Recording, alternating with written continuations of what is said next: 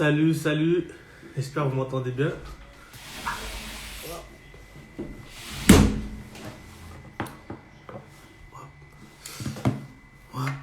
J'envoie les connexions, le live à tout le monde.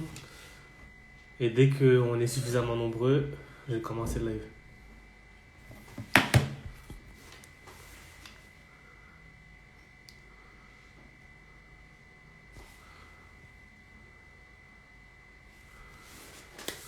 Salut, salut. J'espère que vous allez bien. N'hésitez pas à me dire comment vous allez dans les commentaires, comment votre semaine s'est passée. Donc là, en plus, c'est parfait. J'aime bien les mercredis parce que le mercredi, c'est vraiment au moment où on est au milieu de la semaine. Donc c'est le bon moment pour justement savoir comment ça va, est-ce qu'on est sur la bonne dynamique ou pas.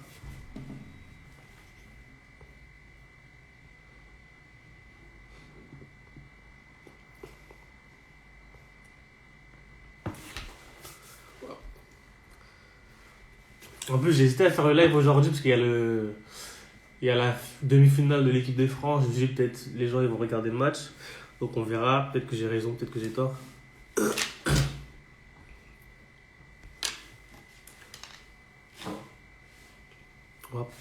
On va attendre que d'autres se connectent. Et pour le live d'aujourd'hui, comme d'habitude, j'aime bien être dans l'improvisation. Donc ça va dépendre de chacun, des questions de chacun, des interactions.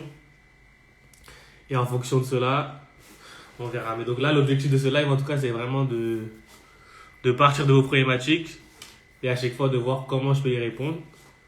Et comment aussi les gens qui sont connectés dans le live peuvent apporter leur plus-value à travers leurs connaissances, à travers l'intelligence collective. Donc voilà. Et comme d'habitude, s'il n'y a pas de questions, il n'y a pas encore de problématiques qui sont mises en avant, je vais tout simplement soit parler d'un concept, d'une problématique. Bonsoir Rimacraft, bonsoir à tous, bonsoir Aïcha, bonsoir Wu, bonsoir Nathan, bonsoir Yegudo. N'hésitez pas à partager le live comme d'hab, on essaye d'être au maximum.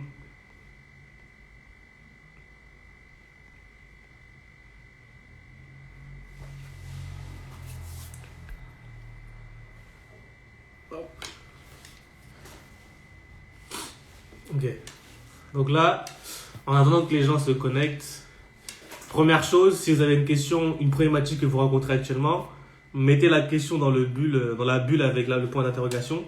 Comme ça, moi, je vois la question et je peux répondre. Donc, même si tout le monde n'est pas connecté, je vais commencer à parler d'un concept. Donc, je vais commencer par un sujet que j'ai vu récemment quand je commençais à travailler sur ma vision, à refaire le point sur mon année. C'est comment fixer des objectifs, mais surtout comment déterminer le niveau d'ambition. Parce que souvent, quand on fixe un objectif, on a un dilemme. C'est-à-dire qu'au-delà de savoir quel objectif se donner, d'être précis dans son objectif, il y a aussi de savoir est-ce que mon objectif est trop ambitieux, pas assez ambitieux, trop réaliste, pas assez réaliste. Donc voilà, je me suis confronté à ça. Salut Samita, salut Estelle, salut Prince. Salut VKML. Donc voilà. Donc, moi, je m'étais fixé des objectifs, je pense comme tout le monde, à la fin de l'année, en décembre, on se fixe des objectifs. Et quand je me fixe des objectifs, au début, comme d'hab, on a tous entendu des objectifs SMART, être spécifique, fixer un objectif qui est mesurable, qui est atteignable, qui est réaliste, etc. Et qui est temporellement ancré. Puis, je me suis rendu compte d'un truc, c'était que finalement, inconsciemment, quand on se fixe des objectifs, même s'ils peuvent être ambitieux, ils sont à un niveau où on se dit c'est quand même possible que j'atteigne ces objectifs. Et donc ça veut dire que finalement, inconsciemment, on se fixe une certaine sécurité dans nos objectifs. En se disant, bon, je sais que ces objectifs-là, en fait, l'enjeu, c'est que je ne procrastine pas. L'enjeu, c'est que je bosse. Si je bosse, si je travaille, je sais que je peux atteindre ces objectifs. Et en tout cas, moi, c'était mon cas et je pense que c'est le cas de beaucoup de monde. C'est que quand on se fixe des objectifs, même s'ils nous font plaisir, ils nous font rêver, souvent, c'est des objectifs qui restent pas très loin ou dans notre zone de confort. Parce qu'en réalité, inconsciemment, on se met une limite de sécurité en se disant l'enjeu, en réalité, c'est de ne pas procrastiner. L'enjeu, c'est de passer à l'action. Mais si je ne procrastine pas, je passe à l'action, je suis sûr d'y arriver. Et donc, à partir de là, voilà, comme tout le monde, je me suis fixé un objectif où je savais que, entre guillemets, certes, c'était dur, mais si je bossais, il n'y avait pas de raison que je n'atteigne pas l'objectif. Ensuite, en juin, juillet, j'ai voulu faire un bilan de fin d'année. Donc, il y avait beaucoup de choses qui étaient arrivées dans ma vie. J'étais tombé malade. Après, finalement, en passant à l'action, justement, on se rend compte de certaines réalités du terrain. Donc, on modifie ses objectifs. Ça, c'est normal. Mais surtout, j'étais tombé sur une formation de David Laroche. Et il avait dit, en fait, si ton objectif ne te fait pas peur, en réalité, c'est que il n'est pas assez ambitieux. Et que, en fait, à partir de là, en fait, j'ai fait le lien avec des réflexions que j'avais déjà en moi en me disant que l'objectif d'un objectif, c'est pas d'être atteint. Et qu'au-delà de ça, l'objectif d'un objectif, c'est vraiment de nous transformer. Et donc, si notre objectif, il nous fait pas peur, si notre objectif, on se dit, oh, si je bosse, je sais que je peux l'avoir, finalement, c'est qu'il ne transforme pas assez, que l'objectif, il est pas assez ambitieux. Et donc, à partir de là, j'ai revu mes objectifs en me donnant des objectifs où je me suis dit, si je les atteins, franchement, ça sera incroyable, mais surtout, ça voudra dire que j'ai forcément dû faire face à mes peurs. Et donc ça, je pense, c'est un truc qui est compliqué, c'est-à-dire accepter de se fixer des objectifs qui nous font peur, accepter des objectifs qui sont tellement ambitieux que finalement, on se dit que si j'atteins ces objectifs-là, ça veut dire que je suis devenu une nouvelle femme, un nouvel homme. Et donc, ça change la manière dont on pose nos objectifs. Et franchement, je voulais vraiment partager ça parce que quand vous fixez des objectifs, essayez toujours d'être honnête avec soi-même, avec vous-même. C'est-à-dire, vous pouvez mentir aux autres, mais essayez d'être honnête avec vous-même en vous disant, ok, cet objectif-là, il est cool. Cet objectif-là, il me fait rêver. Cet objectif-là, il me challenge. Mais est-ce qu'il me fait peur? Est-ce que cet objectif-là, je me sens capable de l'atteindre? Et quand vous posez ces questions-là, vous vous rendez compte souvent qu'en réalité, vos objectifs, vous pouvez les atteindre.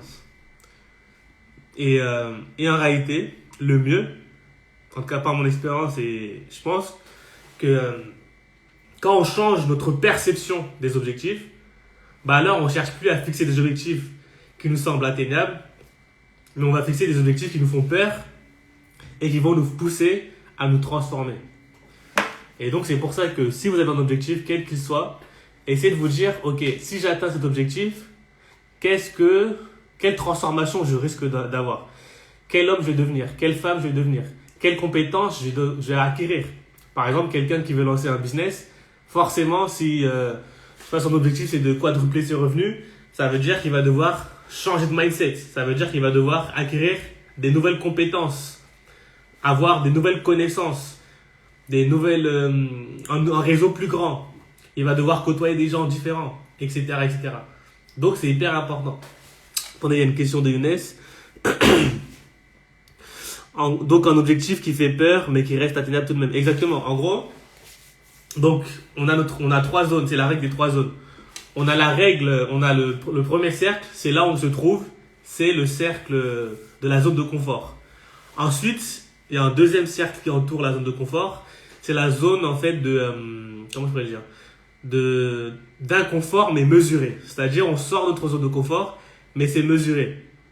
Et il y a un troisième cercle, c'est la zone d'inconfort, mais qui est dangereuse. C'est-à-dire, pour répondre à Younes, quelqu'un qui va dire, je sais pas, moi, j'ai peur de parler aux gens. Mon objectif, c'est de réussir à parler à plus de gens. Donc, il y a soit la personne qui va se dire, mon objectif, c'est de parler devant ma classe. Certes, c'est un objectif qui est difficile, mais c'est un objectif qui est très atteignable et qui, en réalité, est surmontable.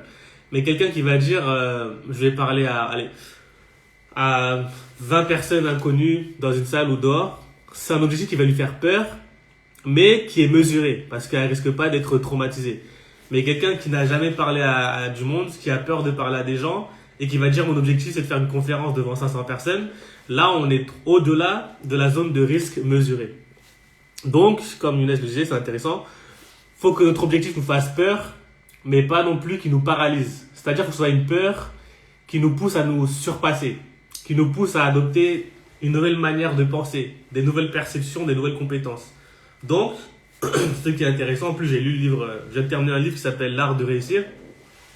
En fait, ce qui est important, c'est de vous dire, ok, avant d'avoir des objectifs, il faut que vous ayez une vision et de faire un état des lieux. Ça veut dire, là par exemple, si ce soir, après le live, vous décidez de refaire vos objectifs.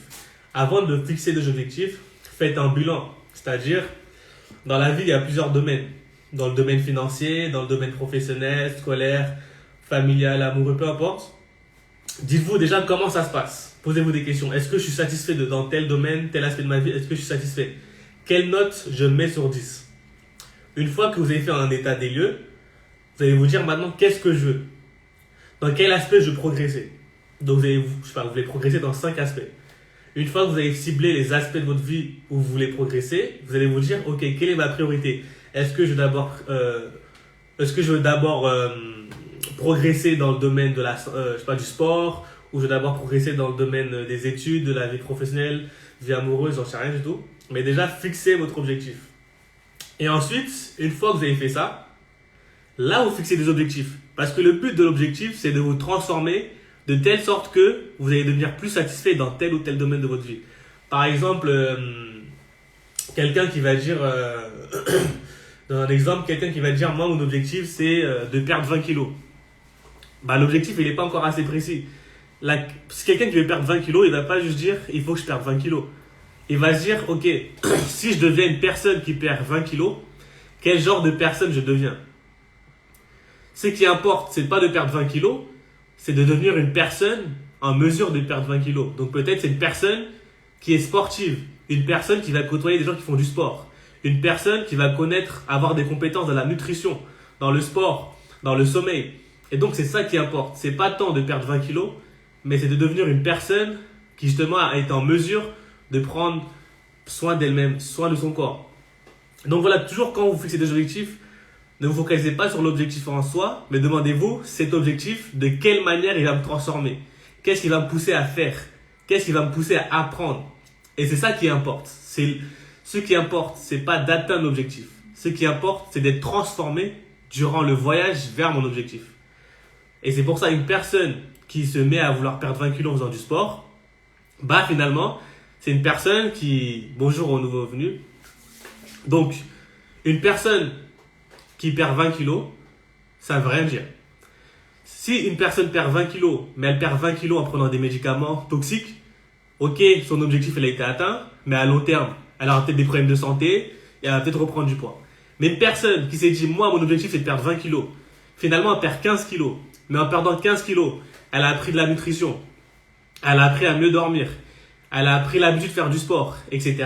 Finalement, cette personne qui a perdu 17 kilos, elle sera devenue une personne qui prendra plus soin d'elle que la personne qui a perdu 20 kilos en prenant des médicaments et en ayant une mauvaise santé. Donc, c'est pour vous montrer dans cet exemple-là que ce n'est pas le fait d'atteindre l'objectif qui importe, c'est de se transformer.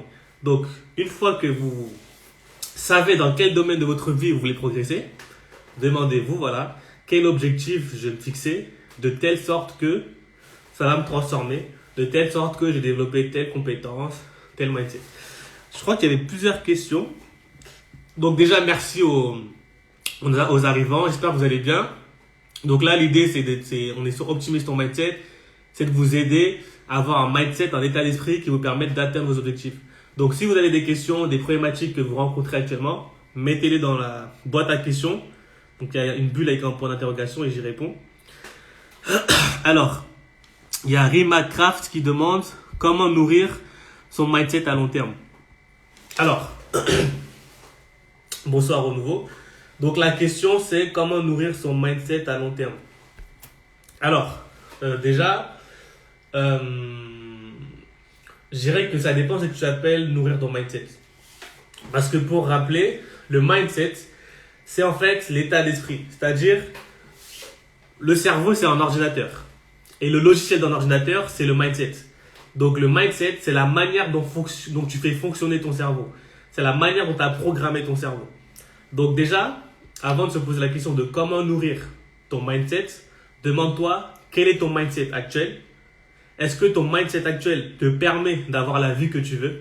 Est-ce que ton mindset actuel te permet de vivre comme tu veux, d'être heureux, etc. Une fois que, si ta réponse est non, alors ta question c'est, la deuxième étape c'est de se dire, quel mindset je vais avoir? Quelle vie je vais avoir? Par exemple, je vais prendre encore l'exemple du sport parce que c'est un bon exemple, je trouve. Quelqu'un qui dit, ok, moi mon mindset actuel, il fait que mon cerveau il est programmé de telle sorte que tout ce qui l'intéresse, c'est la gratification instantanée. Donc, c'est-à-dire, dès qu'il a l'occasion d'avoir du plaisir, il va le faire. Il va manger du McDo, il va manger du fast-food. Au lieu de faire du sport, il va regarder Netflix parce que son mindset, donc la programmation de son cerveau, fonctionne de telle sorte que tout ce qui l'intéresse, c'est le court terme. C'est, salut Maestro, n'hésitez pas à le suivre, c'est quelqu'un qui travaille sur le mindset. Et en l'occurrence, c'est ça, c'est que si ton mindset fait que il n'est pas en adéquation avec tes objectifs, c'est là où tu dois te dire, c'est là, justement Younes il me pose la question, c'est ça, c'est si ton mindset actuel, donc c'est-à-dire la manière dont ton cerveau est programmé, ne te permet pas d'atteindre tes objectifs, ça veut dire que tu dois le reprogrammer. Donc pour répondre Younes et pour répondre à la question précédente, si tu vois que le problème de ton mindset c'est que lui il se focalise que sur le court terme, alors tu dois te demander quelles habitudes je dois mettre en place pour, par exemple, ne pas avoir un mindset qui fait que du court terme. Et dans le cadre du sport, qu'est-ce que tu peux faire? Tu sais que ton cerveau, il peut se modifier par beaucoup de choses, notamment par l'influence de ton entourage. Donc quelqu'un qui veut reprogrammer son mindset, déjà, il doit changer son environnement. Parce que ton cerveau, il cherche à survivre dans l'environnement dans lequel tu vis. Donc, tu veux changer ton mindset, commence au quotidien par changer ton entourage. Changer ton entourage, c'est commencer par les personnes avec qui tu vas traîner. Est-ce que tes amis, ils te permettent d'atteindre tes objectifs? Est-ce que tes amis te donnent le bon exemple? Parce que ton cerveau, il est influencé par le comportement de tes amis. Deuxième question, est-ce que les gens que tu suis sur les réseaux sociaux te poussent vers un mindset que tu vises? Ou est-ce qu'au contraire, ils te poussent vers un mindset qui te bloque vers tes objectifs? Donc déjà, rien que par là, si vous triez les gens que vous suivez, si vous triez l'information que vous consommez, si vous triez les personnes avec qui vous échangez, déjà, vous changez votre mindset. Deuxième chose, c'est, pour répondre aussi à Younes et la question d'Eri Minecraft, c'est du coup les habitudes. Je donne un exemple. J'aime bien prendre cet exemple. Quand on était petit, on n'avait pas forcément l'habitude de se brosser les dents. Fallait que nos parents disent va te brosser les dents, est-ce que tu as pris ta douche? Maintenant, c'est devenu automatique. Et donc, l'enjeu, c'est d'avoir des habitudes automatiques qui nous aident vers les objectifs qu'on veut atteindre. Et donc, à partir de là, tu dis, ok, pour les objectifs que j'ai, quelles habitudes je dois mettre en place pour les atteindre? Par exemple, quelqu'un qui dit, moi, je vais avoir un mindset où, voilà, je prends soin de mon corps, je fais du sport, etc. Ok, quelle habitude je dois mettre en place, c'est, par exemple, ça va être d'aller à la salle de sport chaque semaine, etc., etc. Et donc, tout changement est difficile au début. Donc, ça peut être, par exemple, tu vas te dire, moi, je sais que j'ai un pote, lui aussi, si je lui parle de sport, peut-être qu'il va être motivé à le faire. Et si tu arrives à trouver un binôme qui te pousse vers tes objectifs, c'est-à-dire, si toi, tu y vas pas, tu dis à ton binôme, si je vais pas au sport 2 fois par semaine, alors, toi, je te donne 20 € ou je te invite au restaurant. Pour mettre des contraintes ou prendre les réseaux sociaux, dire sur votre réseau social. Donc là, je me lance dans un défi. Si je ne vais pas au sport, je devrais, j'en sais rien du tout, payer un restaurant à quelqu'un. Ou même le simple fait de vous lancer un défi et de le dire publiquement, ça fait que votre cerveau, il va avoir peur d'échouer devant les gens. Parce que la plus grande peur de l'être humain, c'est la peur du regard des autres. Il y a une expérience aux États-Unis qui montrait qu'en gros, quand on regardait la région du cerveau qui était activée quand on avait une douleur physique, c'était la même qui était activée quand on avait une blessure liée au rejet des autres. Le fait d'être rejeté par les autres, c'est aussi violent qu'une douleur physique. Et donc, si vous arrivez à à jouer dessus en vous lançant des objectifs avec votre entourage qui va vous pousser ou sur vos réseaux sociaux. Ça peut vous pousser à motiver à changer votre mindset. Merci d'ailleurs Maestro pour les messages. Et Maestro, bon, il est bien placé. Il est à fond dans le mindset. C'est très fort dans ce domaine. Et Rimacraft, il a dit, je procrastine beaucoup et du coup, je suis centré sur le court terme. Déjà, pour répondre à Rimacraft, bon, la procrastination, c'est ni bien ni mauvais en fait. En fait, l'enjeu, c'est pas de ne pas procrastiner, c'est de ne pas procrastiner tes priorités. C'est-à-dire que si tu procrastines des choses qui ne sont pas importantes pour toi, c'est pas très grave. Ce qui est grave, c'est de procrastiner tes priorités. Donc déjà, demande-toi, est-ce que tu connais tes priorités? Est-ce que chaque jour, est-ce que là, je te dis aujourd'hui, quelles sont tes 3 priorités du mois? Quelles sont tes 3 priorités de l'année? Quelles sont tes 3 priorités demain? Est-ce que tu les connais? Le premier pas pour ne pas procrastiner, c'est la clarté. C'est la connaissance de tes priorités. Donc, déjà, il faut savoir pour programmer son cerveau. Ton cerveau, je t'ai dit, c'est comme un ordinateur. Donc, si tu veux le programmer, en ordinateur, on code. Si tu veux coder ton cerveau, commence par lui dire quelles sont tes priorités. Et une fois que tu sais quelles sont tes priorités, là, tu dois organiser ta journée de telle sorte que tu vas travailler sur tes priorités. Et donc là, tu te demandes, qu'est-ce qui fait qu'actuellement, je procrastine mes priorités si je les connais, par exemple, Rimacraft. Donc, moi, je donne un exemple. En 2020, quand je tentais le concours de l'ENS, je voulais absolument pas procrastiner. Justement ce concours-là. Et qu'est-ce qui s'est passé? C'est que chaque jour, je commençais la journée par la tâche la plus importante. C'était de, par exemple, réviser un article ou un cours sur les neurosciences. Et donc, la question que je dois te poser, c'est si tu connais tes priorités chaque jour, tu peux me dire quelles sont tes 3 priorités. Est-ce que tu commences ta journée par tes priorités ou est-ce que tu commences ta journée par les tâches qui te font le plus plaisir? Est-ce que tu te lèves le matin avec tes priorités ou est-ce que tu commences le matin en regardant Instagram, en regardant tes mails, ton WhatsApp? Et ça consomme de l'énergie. Donc déjà, c'est la première chose. Et comme Michaela le dit, c'est ça, il faut un plan de route. C'est-à-dire, voilà, exactement. Votre ordinateur, c'est une voiture. Pour lui donner vous êtes le conducteur. Et pour conduire la voiture, vous mettez un logiciel et c'est votre mindset. Et pour programmer votre mindset, il faut des informations. Ces informations-là, c'est le fait de clarifier vos objectifs, découper vos objectifs en sous-objectifs et chaque jour vous dire, ok, quelles sont mes 3 priorités? Ma journée, il faut qu'elle commence par ma priorité. Donc, quand je me lève le matin, il n'y a pas de j'ai scrollé sur Instagram, j'ai regardé mes mails, c'est non. Je commence ma journée en connaissant mes 3 priorités de la journée. Et je commence par la tâche la plus importante. Quand la tâche la plus importante est finie, je passe à la deuxième, ainsi de suite. Et voilà. Après, sur la question de la procrastination, pour répondre à Rimacraft, c'est quelque chose de large. Parce qu'en fait, toi, par exemple, si je comprends bien, tu connais déjà tes priorités. Donc, après, la question, c'est est-ce que tes objectifs et tes priorités actuelles sont les bonnes? Ou est-ce que tes priorités et tes objectifs actuels, est-ce que tu as des peurs associées? Parce qu'en fait, la procrastination, c'est un mécanisme de défense de notre cerveau par rapport à un danger. Ce danger-là, c'est par rapport à la tâche ou la priorité. Est-ce que cette priorité, elle repousse ton cerveau parce qu'elle n'est pas assez claire? Est-ce que ton cerveau, il voit pas la récompense derrière? Est-ce que ton cerveau, il a peur d'échouer face à ce projet-là ou cette tâche-là? Est-ce qu'il a peur de s'ennuyer? Est-ce qu'il a peur de se faire mal, etc. Et exactement comme dit Nathan, faut connaître la destination. On ne monte pas dans un Uber ou une voiture sans en connaître la destination. Donc chaque journée, si vous vous levez sans connaître vos priorités, à la fin de la journée, il ne faut pas se dire « Ah tiens, j'ai rien foutu. Ah tiens, j'ai l'impression que j'avance pas. » C'est normal. Parce que si vous ne conduisez pas votre voiture, quelqu'un d'autre va le conduire pour vous. Si vous ne connaissez pas vos priorités, quelqu'un d'autre va vous diriger vers ses priorités à lui.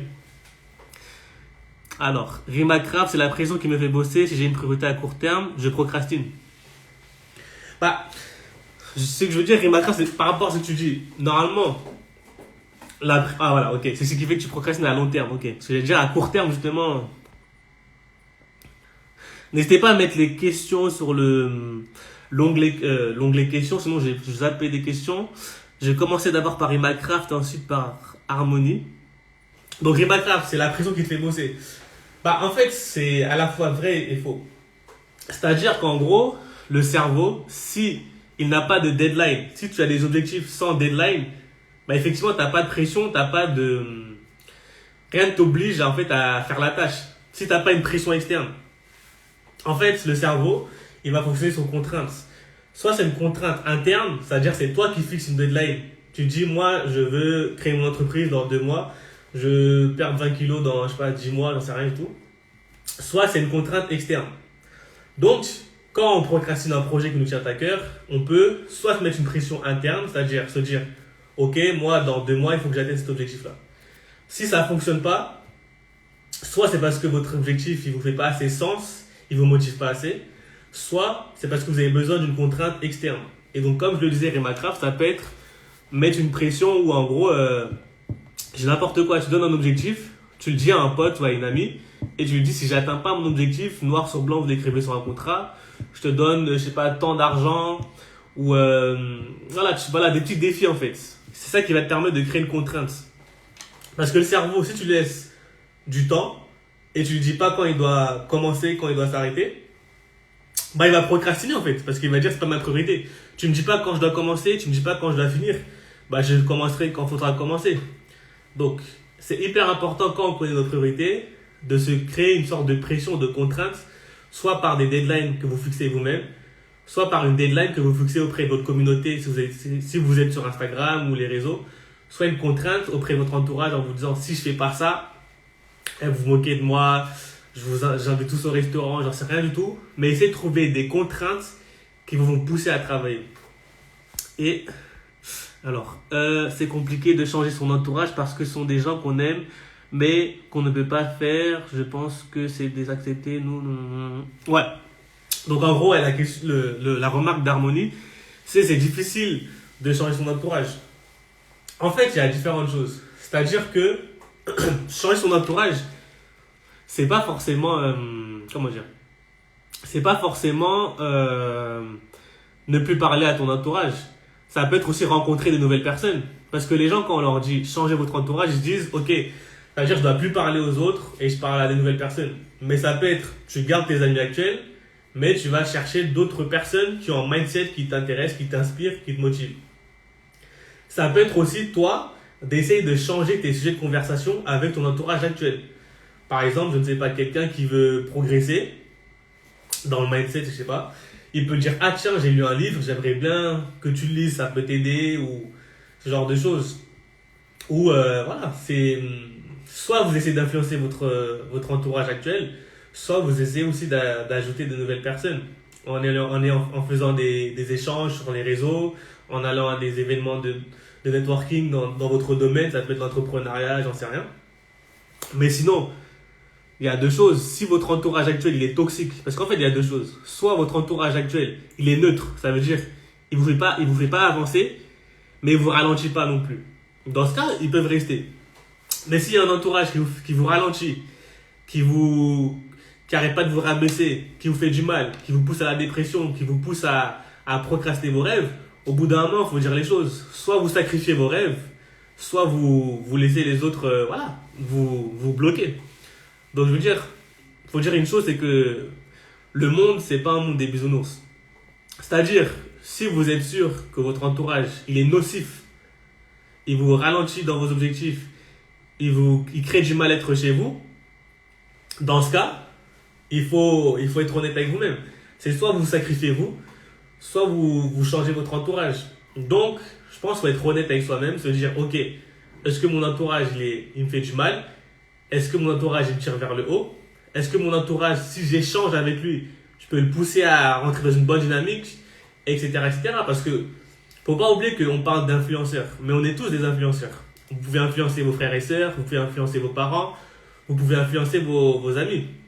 Parce que c'est ça à la base, c'est quand on est dans un environnement proche, on peut les influencer. Donc, changer son environnement, ça ne va pas forcément dire se débarrasser de ses amis. Non. Ça veut dire voir quelles sont les personnes dans mon entourage qui peuvent me pousser à aller plus loin. Quelles sont les personnes dans mon entourage que je peux aider à aller plus loin. Donc, c'est ce genre de dialogue qu'il faut avoir. Mais toujours en étant honnête, parce que, comme je le dis, on n'est pas dans le monde des bisounours. Comme je le dis, on n'a qu'une seule vie. Donc, quand on n'a qu'une seule vie, il faut se dire, vos rêves, si vous les loupez, à la fin de votre vie, vous allez mourir avec des regrets et pas avec des souvenirs. Donc, il faut avoir aussi conscience de ça. Salut Cookie, salut la aristocratie, salut Sergio. Donc voilà, je crois qu'il y a une autre question. Alors bonsoir, justement je cherche des personnes avec un bon mindset pour évoluer dans ma vie. Donc ça encore, il y a plein de questions. Attendez, n'hésitez pas à mettre les questions dans la bulle, sinon je vais les perdre. Alors, en fait, le problème c'est que avoir un bon mindset, ça veut rien dire. C'est-à-dire que quelqu'un peut avoir un bon mindset par rapport à ses objectifs, mais un mauvais mindset par rapport à un objectif d'une autre personne. Donc, il ne faut pas se dire trouver des gens qui ont un bon mindset. Il faut se dire trouver des personnes qui ont un mindset que moi je recherche. Parce que, je donne un exemple, quelqu'un qui veut réussir, je ne sais pas, dans la recherche. Dans la recherche, je ne sais pas, en astronomie ou un truc hyper théorique. Bah, c'est des gens avec un mindset où ils vont être très dans la réflexion. Et peut-être des entrepreneurs, eux, ils auront un mindset plus action. Je passe à l'action, après j'apprends. Alors que le chercheur sera plus j'apprends, après je passe à l'action. Ce ne sera pas forcément le même mindset. Mais il n'y a pas de jugement. On ne va pas dire l'entrepreneur, il a un mauvais mindset. Le chercheur, il a un mauvais mindset. Non. Le chercheur qui est excellent dans son domaine, il a le bon mindset pour réussir dans la recherche. L'entrepreneur, il a besoin d'un autre mindset pour réussir dans l'entrepreneuriat. Le prix Nobel d'économie, il n'a pas le même mindset que Bill Gates ou que Elon Musk ou que Aliko Dangote, peu importe. Donc déjà, il faut être précis. Ne dites jamais, je cherche des gens qui ont un bon mindset. Parce que si vous n'êtes pas précis, bah, les gens qui vont venir vers vous seront imprécis. Déjà, soyez au clair sur ce que vous recherchez.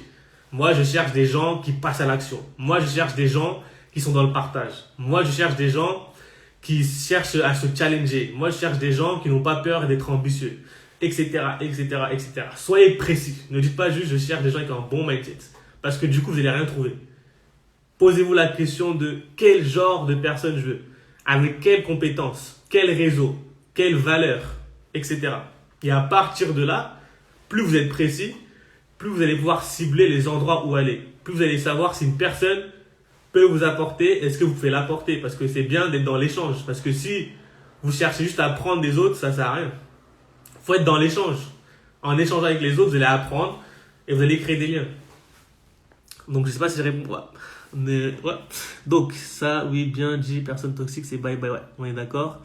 C'est comme une montgolfière, parfois il faut se débarrasser des poids pour aller là. Exactement, Michaela, tu as bien résumé, c'est ça. C'est... Si les gens vous ralentissent au bout d'un moment, faut parler avec eux. En fait, faut pas être vous couper directement. Si c'est des personnes qui vous tiennent à cœur, vous pouvez parler avec eux. Et le premier test que vous pouvez donner, c'est en gros en disant voici les objectifs que j'ai actuellement. Et du coup, voilà les habitudes que j'ai actuellement, quoi. Et donc, vous allez voir la réaction de la personne. Est-ce que la personne, elle va vous encourager? Est-ce que la personne va chercher à vous ralentir en vous disant, oh non, c'est nul, arrête de te prendre pour je sais pas qui? Donc là, c'est mort. C'est les gens qui vous ralentissent, qui vous poussent à ne pas aller vers vos rêves, c'est mort. Et il faut vous dire que les gens qui sont heureux, généralement, c'est les gens qui vont faire une vie qui sont alignés avec eux. C'est-à-dire des objectifs qui vous font sens, le fait de ne pas être frustré en vous dire ah, si j'avais pu, si je m'étais donné les moyens, si j'avais changé mon entourage, j'aurais pu. C'est ça qui vous crée des tensions, des frustrations. Donc voilà. Et je regarde si j'ai pas loupé des questions. Alors, ouais, Michaela, elle a parlé d'un truc très intéressant. Elle a répondu à Remacraft en disant trouve-toi un accountability buddy qui va t'encourager, plus découpe ton objectif en petites tâches quotidiennes. C'est ça. Donc pour résumer, c'est que Michaela a dit, qui est excellent, c'est que donc les accountability buddy, c'est en gros c'est une personne, vous allez lui dire voici mes objectifs, et elle va vous dire ok, donc c'est quand que je dois atteindre cet objectif là. Tu vas faire quoi cette semaine pour atteindre ton objectif? Et du coup, c'est quelqu'un à qui vous devez rendre des comptes.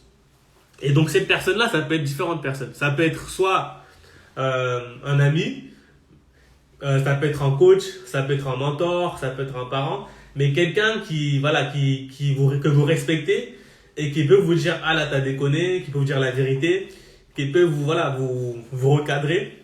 C'est hyper important. Moi je sais que mon meilleur pote, on se dit toujours les choses. Donc si je fais de la merde ou si je suis pas assez ambitieux, je me donne pas assez à fond, il va me dire ah tiens Pierre, là faut que tu redoubles d'efforts, là t'es trop dans ta zone de confort. Et pareil, moi je dis la même chose. C'est important d'être franc parce que je pense qu'on est dans un monde où la franchise manque, dans un monde où il y a beaucoup de superficialité. Donc faut être franc avec vous-même, franc avec les autres. En tout cas, les gens que vous voulez aider, vaut mieux être franc parce que si vous leur dites pas la vérité, quelqu'un d'autre va leur dire la vérité et ça va être encore plus douloureux. Je regarde. Bonjour aux nouveaux arrivants. Donc voilà. Donc pour résumer, par rapport à tout ce qu'on a dit qui était très riche, fixez-vous des objectifs qui vous font peur, mais une peur mesurée. Parce que cette peur va vous pousser à vous surpasser. Derrière l'objectif, il y a quelque chose, c'est la transformation durant le voyage. L'important, ce n'est pas d'atteindre votre objectif. L'important, c'est la transformation que vous avez derrière. J'ai pris l'exemple d'un sportif. Quelqu'un qui perd 20 kilos, mais qui a pris des médicaments, finalement, est-ce que c'est intéressant de perdre 20 kilos en prenant des médicaments? Ou est-ce qu'il ne vaut pas mieux perdre 15 kilos, mais 15 kilos avec des nouvelles compétences dans la nutrition, dans le sommeil, dans le sport? Et ce qui va faire qu'à vie, cette personne, elle pourra gérer son poids, gérer sa santé. Tandis que celle qui prend des médicaments, elle sera juste addict à une solution qui va détruire sa santé. Pareil, quand une personne devient riche, on dit devenir riche, devenir millionnaire, devenir milliardaire. Qu'est-ce que ça veut dire? C'est-à-dire que cette personne, elle n'est pas milliardaire, c'est surtout qu'elle est rentrée dans un processus où elle s'est transformée. Elle a appris des compétences, elle a développé un mindset, elle a développé un réseau qui fait qu'elle est devenue milliardaire. Et cette personne-là, si demain Elon Musk, il perd toutes ses entreprises, parce qu'il a développé certaines compétences et un certain mindset, il sera capable de redevenir millionnaire et milliardaire. Et donc c'est pour ça qu'on dit devenir milliardaire. Parce que c'est un processus. C'est ça. Et c'est pareil pour vos objectifs. Quand vous fixez un objectif, dites-vous, qu'est-ce que cet objectif va me pousser à faire? Comment il va me transformer? Donc voilà, je voulais vraiment insister sur ça. Donc voilà, continuez. Si vous avez des questions, mettez-les dans la bulle de questions que j'y réponds. Et il y avait une question tout à l'heure sur la procrastination et je disais la procrastination, faut arrêter de voir la procrastination comme quelque chose de négatif. La procrastination, c'est juste un mécanisme de défense de votre cerveau. Il y a un danger. Donc si vous procrastinez quelque chose, demandez-vous pourquoi vous procrastinez. Est-ce que c'est parce que vous avez peur? Est-ce que c'est parce que cette tâche elle vous ennuie, elle vous fait chier? Est-ce que c'est parce que vous avez peur du regard des autres, peur de l'échec? Est-ce que la récompense n'est pas assez claire? Est-ce que vous doutez de vous, etc. C'est ça en fait. Le problème, c'est pas la procrastination en soi. Le problème, c'est la chose qui vous pousse à procrastiner. C'est la raison qui vous pousse à procrastiner. Et c'est ça qu'il faut trouver, c'est ça qu'il faut combattre et non pas la procrastination. Je crois qu'il y a une question, comment sortir d'une crise identitaire? Alors là, c'est une très grosse question. Alors, déjà, crise identitaire, qu'est-ce que tu entends par crise identitaire? Parce qu'en fait, crise identitaire, ça veut dire beaucoup de choses. Et déjà, identité, ça veut dire beaucoup de choses. C'est-à-dire que, en tout cas, comme d'habitude dans ce genre de live, moi je pars de mon expérience personnelle. Donc ce que je dis, c'est pas une vérité générale, c'est mon avis, c'est ma perception et mes connaissances. Donc, déjà, une identité, souvent, quand on a une crise identitaire, de mon avis, c'est qu'il y a un problème d'alignement entre l'image qu'on nous renvoie, l'image qu'on souhaite renvoyer aux autres, et en fait, nos valeurs propres au fond, la personne qu'on est au fond de soi. Par exemple, justement, on parle d'entourage. Parfois, pour survivre et être accepté dans un entourage, on va développer une certaine image, un certain personnage. Et le fait d'être très éloigné avec la personne qu'on souhaite devenir en réalité, ça fait que finalement on vit une crise identitaire parce qu'on est bloqué entre deux personnes.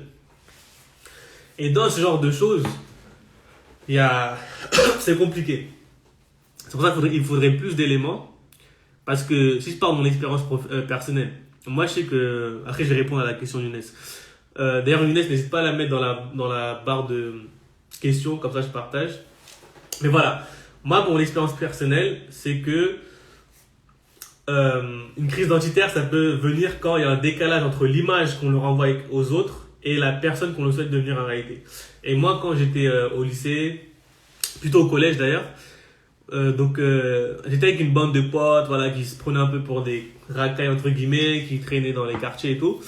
Et vu qu'au début j'étais ami avec eux, bah il y avait un problème, c'est que moi j'aimais bien la réflexion, j'aimais bien les études, mais je bossais pas. Parce que quand je bossais, on allait me dire ah t'es un noir bizarre, tu as des bonnes notes, tu réfléchis bien, tu parles bien, c'est bizarre. Nous on préfère les gens qui jouent bien au foot, qui parlent d'une certaine manière, qui aiment que le rap, etc. Et donc j'avais un problème parce que j'étais tiraillé entre le groupe auquel j'appartenais et dans lequel je voulais rester, et finalement les valeurs que moi j'avais et les aspirations que moi j'avais qui étaient plutôt, voilà, j'aimais bien la complexité des choses, j'aimais bien réfléchir, finalement j'aimais bien me confronter à la difficulté intellectuelle. Et donc à titre personnel, ce que j'ai fait, c'est qu'au bout d'un moment j'ai dû couper le cordon, couper le cordon ombilical comme on dit. Je me suis fait d'autres amis et j'ai suivi mes aspirations, et aujourd'hui si je suis devant vous, c'est parce que justement j'ai fait ce choix. C'est-à-dire que si vous êtes avec des gens qui vous poussent à pas être comme vous êtes, qui vous poussent à ne pas avoir les valeurs que vous voulez avoir, à vivre vos rêves, faut les couper parce que tôt ou tard ça va exploser. Vous allez faire une dépression, vous allez avoir une crise identitaire. Mais en tout cas pour cette question, je veux bien, si c'est possible en tout cas, de partager, de me donner plus d'éléments, parce que comme je dis, crise identitaire c'est large. Donc peut-être quel est le problème pour que je puisse voir si mes compétences déjà peuvent permettre d'y répondre. Imai Cosmo, bonjour à toi. Sam Alex, bonjour. Tu parles comme un Babtou, c'était horrible ça. Ouais, clairement, c'est encore un problème. Et surtout que, en réalité, c'est un stéréotype ancré. Parce que ça veut dire, les gens qui disent ça qu'ils sont noirs, ça veut dire que, selon eux, ils ne sont pas en mesure de bien s'exprimer. Selon eux, ils ne sont pas en mesure de bien réfléchir. Donc, eux, ils pensent qu'en disant ça, ils se moquent de toi, mais en réalité, ils se dénigrent eux-mêmes. Donc ça, c'est un vrai problème. Et exactement, la dissonance entre l'image que les gens ont de nous et l'image qu'on a de nous-mêmes, c'est exactement ça, Michaela. C'est souvent le cas, les crises identitaires, ça vient de là, ou ça peut aussi venir, après, c'est des questions que je maîtrise plus, c'est quand c'est des crises identitaires liées au fait que dans notre pays actuel, les gens ne nous ressemblent pas. Par exemple, je sais pas, un Asiatique qui va vivre au Sénégal, peut-être qu'au bout d'un moment, il va dire « Ah, qu'est-ce qui se passe pourquoi tout le monde est noir et moi je suis asiatique pourquoi tout le monde est musulman ou chrétien et moi dans ma famille on est bouddhiste ?» Ce genre de choses. Donc là aussi, ça peut être aussi le décalage entre la culture dominante de mon entourage, de mon pays, et la culture qu'on a en privé avec ma famille.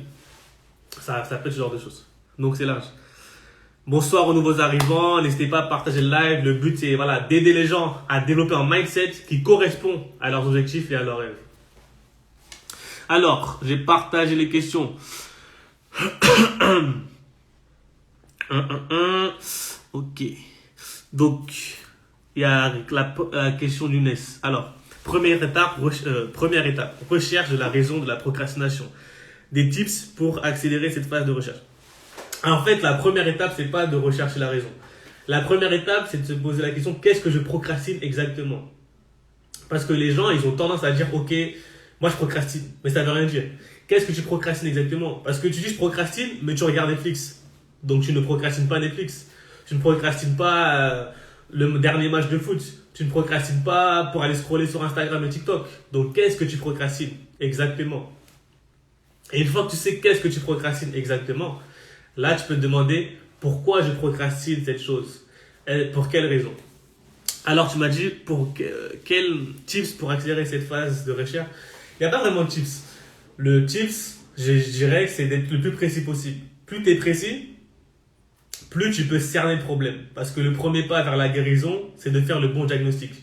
Donc, sois précis dans les choses que tu procrastines. Sois bien précis. C'est-à-dire, dis pas, j'ai tendance à procrastiner mon projet. Non. Qu'est-ce que tu procrastines dans le projet? Est-ce que c'est le fait de montrer ton visage? Est-ce que c'est le fait de faire du graphisme? Est-ce que c'est le fait de parler de ton projet? Est-ce que c'est le fait d'aller vers les autres? cible bien la chose que tu procrastines. C'est les trois, c'est ça que j'aime bien dire.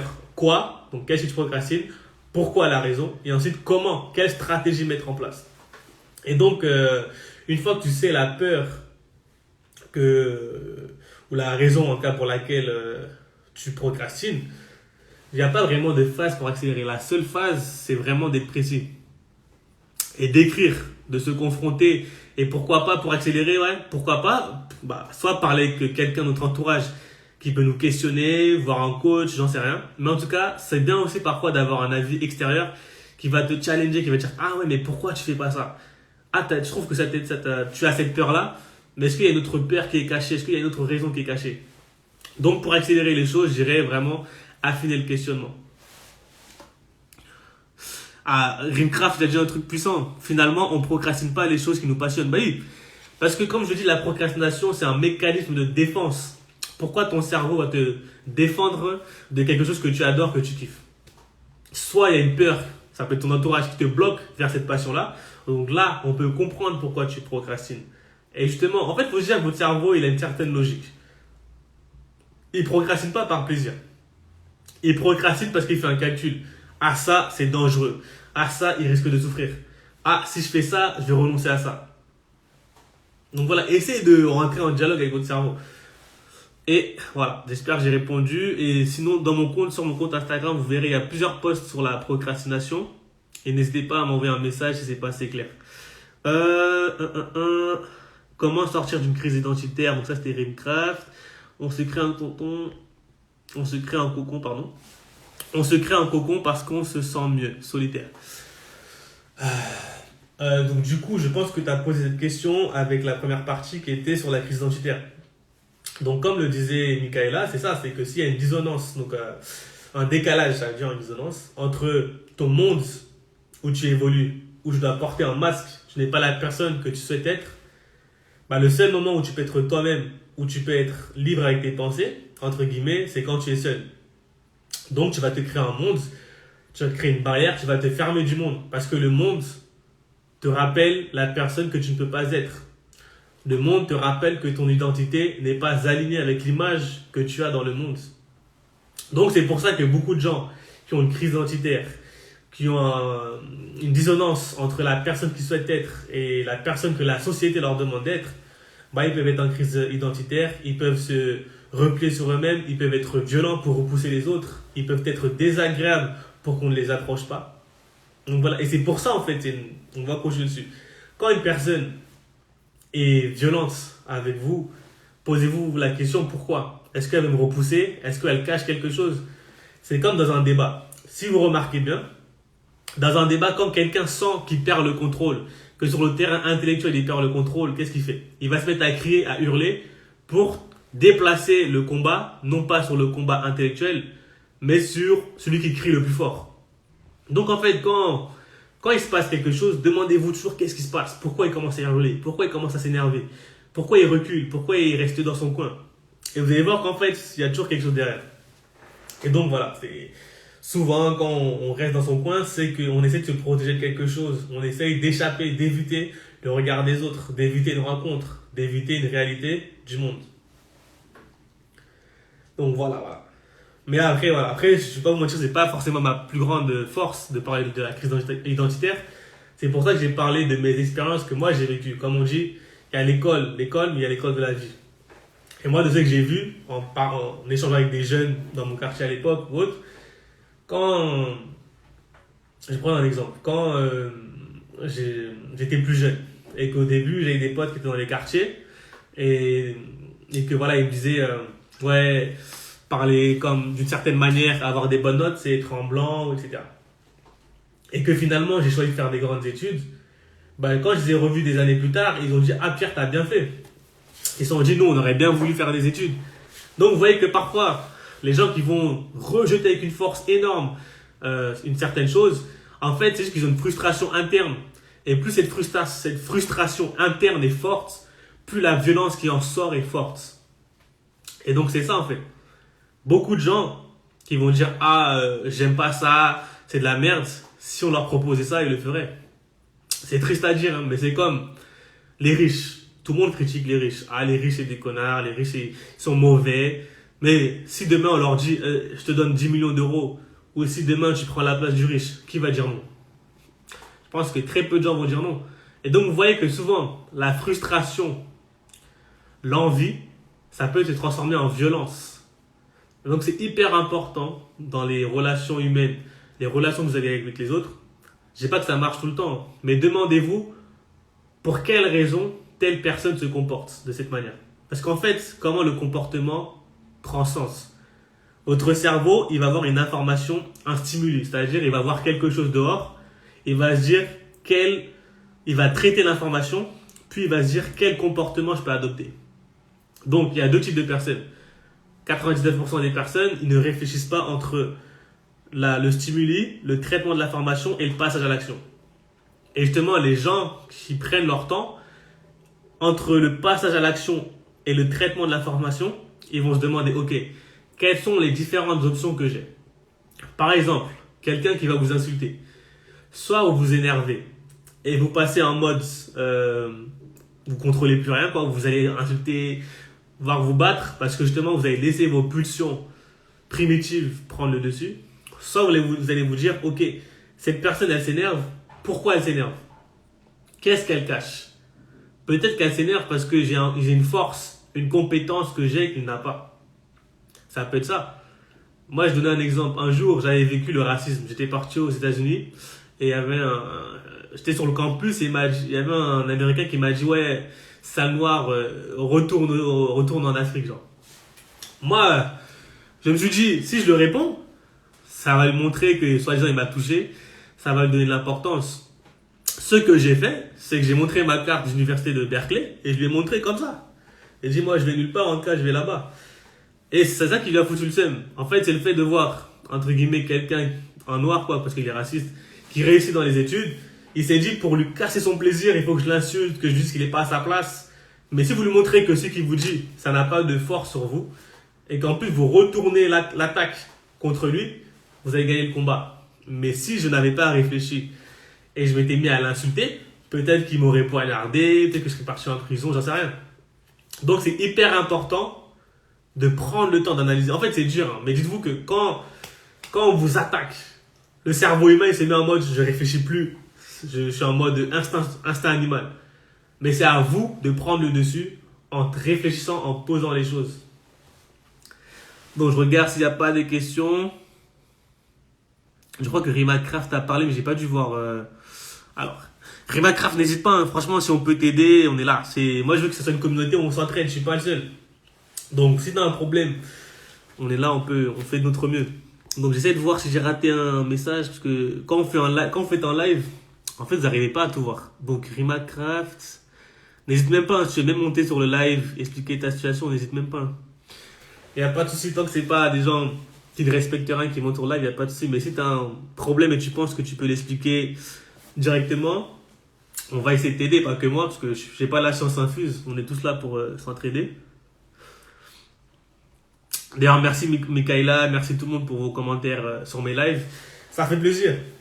Vous savez, là, je fais les lives. Pourquoi je fais ces lives-là? C'est vraiment parce que j'ai cette volonté déjà de créer une communauté forte. C'est-à-dire, moi, je ne cherche pas à avoir beaucoup de followers.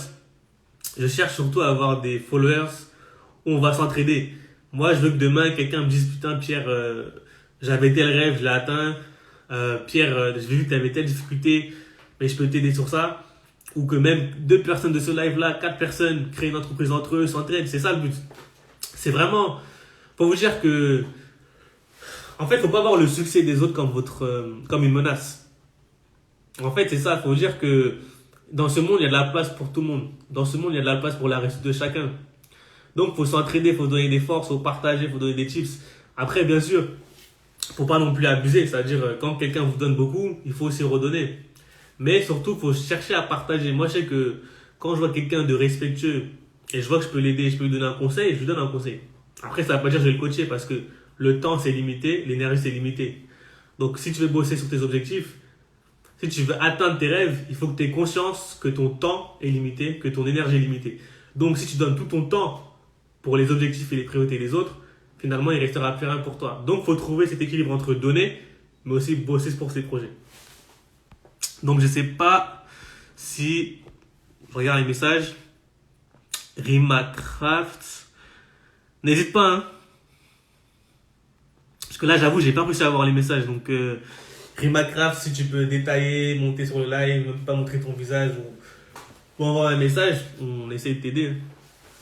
Il n'y a pas de souci, il n'y a pas de souci. Mettez des questions sur la question. Bon, comme d'hab, voyez-moi, mes lives, c'est improvisé. Parce qu'en fait, je me suis rendu compte, c'est plus important en fait de faire ça. Parce que quand on prépare trop les choses, on n'arrive pas à être dans l'interaction. Et en fait, le fait de ne pas préparer les choses, ça me pousse vraiment à être dans une conversation avec vous. Et moi, ça, le but, c'est de créer une conversation avec la communauté. C'est pas... Le but, c'est pas de faire une masterclass. J'en ferai, ne vous inquiétez pas. Mais là, c'est notre démarche. Là, c'est pas une masterclass, c'est pas une formation, c'est pas un coaching. C'est vraiment discutons. Discutons. Quelles sont vos problématiques? Voilà. Et comme d'hab, moi, je vous dis, j'apprends aussi de vous. Hein, c'est-à-dire Mikaela, Younes, voilà, tout le monde. Rima, Idrissa, là, j'essaie de dire les noms que je vois, mais tous, vos interventions, vos manières de parler, tout ça, ça m'enrichit. Ça me permet de voir, ah tiens, il y a telle question qui a été soumise, faudrait peut-être que je recherche comment y répondre. Ah tiens, il y a telle connaissance qui a été mise en avant, c'est pas mal, faudrait que je le partage à d'autres personnes, etc. Donc l'échange, c'est ça. L'échange, on ne perd jamais à l'échange. L'échange de connaissances. Mes connaissances que j'ai, elles sont là. Mais quand je vous transfère des connaissances, je peux vous donner des connaissances, mais elles vont rester dans ma tête. Mais vous, vous allez avancer. Et inversement, si vous me donnez des connaissances, vous n'allez pas les perdre, vous allez m'en donner. Donc c'est ça la puissance de l'échange. C'est que dans l'échange de connaissances, on est toujours gagnant. Soit on a le même niveau de connaissances, soit on sort grandi avec plus de connaissances. Donc voilà, c'est pour ça, les lives c'est puissant. Salut Mams, le grand Mams, l'un des mentors. Ces lives sont super tous les dimanches.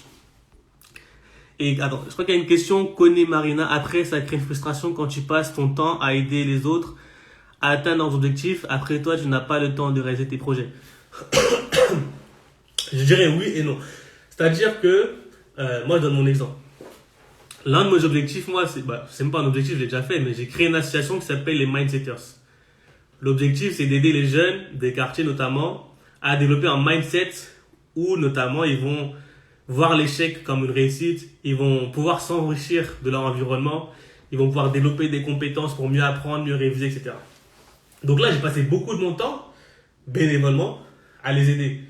Mais finalement, je gagne aussi parce que moi, aider les jeunes des quartiers, les jeunes de province, etc., ça me fait du bien aussi. Ça me rend aussi heureux parce que j'aime justement aider les gens à développer leur potentiel. Donc, je dirais, en fait, connaître Marina, ça dépend. En fait, si tu trouves un projet où tu aides les gens et tu gagnes ta vie, finalement, tu aides les autres à avancer et toi aussi, tu gagnes. Et moi, par exemple, c'est aussi dans mes projets, c'est-à-dire avec les trucs de coaching que j'ai bientôt relancé, des formations, des masterclass. Le but, c'est de donner, d'accompagner les gens, mais aussi de recevoir. Pas parce qu'on veut devenir riche, mais parce que si je donne mon temps pour aider les autres, il faut que je paye mon loyer, que je mange. Donc soit je donne pas mon temps et je vais devoir bosser dans une entreprise, soit je trouve un équilibre entre aider les gens, mais aussi gagner pour vivre. Et c'est ça l'enjeu des gens qui veulent justement aider les gens. Mais, par exemple, là, ce live-là, je cherche à gagner rien du tout. Mon but, c'est vraiment moi, je veux créer une communauté des gens qui sont déter à changer, qui sont déter à gagner leurs rêves, à réaliser leurs rêves, à surmonter des obstacles. C'est ça le but. Moi, je veux que dans 10 ans, les gens ils disent, je te rappelle le live qu'on a fait tel jour, ça a permis d'atteindre tel objectif, de rencontrer telle personne. C'est ça le but, parce que moi, c'est ça qui me rend heureux en fait. C'est-à-dire, moi, ça ne m'intéresse pas de mettre des photos de moi à Dubaï ou je sais pas où, à Los Angeles, et dire, Pierre, t'es trop fort, t'as trop de la chance. Non, je préfère me dire, parce que j'ai pris mon temps de parler à vous lors des lives, que finalement, on a réussi à atteindre nos objectifs. Tout simplement. Que faire quand on a refoulé sa personnalité pendant des années? Attends, Imai Cosmo, n'hésite pas à mettre la question dans la boîte à questions. Mélissa, pareil. Si vous le mettez, comme ça me permet de pas zapper. Alors, je sais pas pourquoi. Attends, finalement, il faut savoir remettre. Ah, c'est Rimacraft, ok. Donc là, Rimacraft va partager plusieurs choses. Donc c'était, je pense que mon problème majeur, c'est d'avoir des objectifs trop élevés. Ok, très intéressant. Très intéressant. Franchement, Rimacraft, hein, si un jour je peux passer en live là où expliquer ça va être encore plus intéressant. Mais je vais essayer de retranscrire tout ce que tu m'as écrit dans la boîte à questions. Donc en gros, Rimacraft, donc en gros là, il explique que il pense que son objectif il est trop élevé et que par exemple voilà des objectifs du style ouais moi je veux éradiquer la pauvreté dans le monde, je sais pas, je veux changer le monde, je veux changer tel aspect. Tout à fait, ok. Alors, moi, pour te dire, j'ai la même chose. À son soit ça se voit, mais moi, du coup, je suis d'origine sénégalaise et ma mère, j'ai eu de la chance, ça m'a donné l'opportunité d'aller souvent au Sénégal. Donc, j'ai pu voir la pauvreté de mes yeux. Et aussi le fait que je venais de banlieue, notamment de Villers-Belle puis Montmorency, mais surtout Villers-Belle parce que c'est là où vraiment c'est la banlieue sensible. Montmorency, c'est quand même calme. Mais voilà, j'ai pu, en entrant dans les grandes écoles, voir qu'il y avait des inégalités sociales, etc. Et donc moi, depuis lors, j'ai toujours voulu me dire, ah, faut que je change les choses, nanana. Mais effectivement, comme tu me dis, en fait, faut faire attention à se dire, je vais changer les choses tout seul. En fait, faut se dire, seul, on va plus vite, mais ensemble, on va plus loin. Donc quand tu veux changer les choses en profondeur, il faut que tu te dises, ok, dans le monde, il y a forcément des initiatives, des personnes qui ont le même objectif que toi. Donc, avec tes compétences actuelles, avec ta personnalité, tes forces, etc., comment tu peux contribuer à cet objectif qui est très grand? Bonjour Carla Community. Comment tu peux contribuer à cet objectif? Par exemple, je sais pas, tu veux éradiquer la pauvreté en Afrique ou en Asie. Ok, mais il y a plein de moyens d'éradiquer la pauvreté en Afrique. Est-ce que tu veux devenir ingénieur en agriculture pour améliorer l'efficacité des systèmes agricoles en Afrique ou en Asie? Est-ce que tu veux être, je sais pas, donateur pour financer des associations, etc.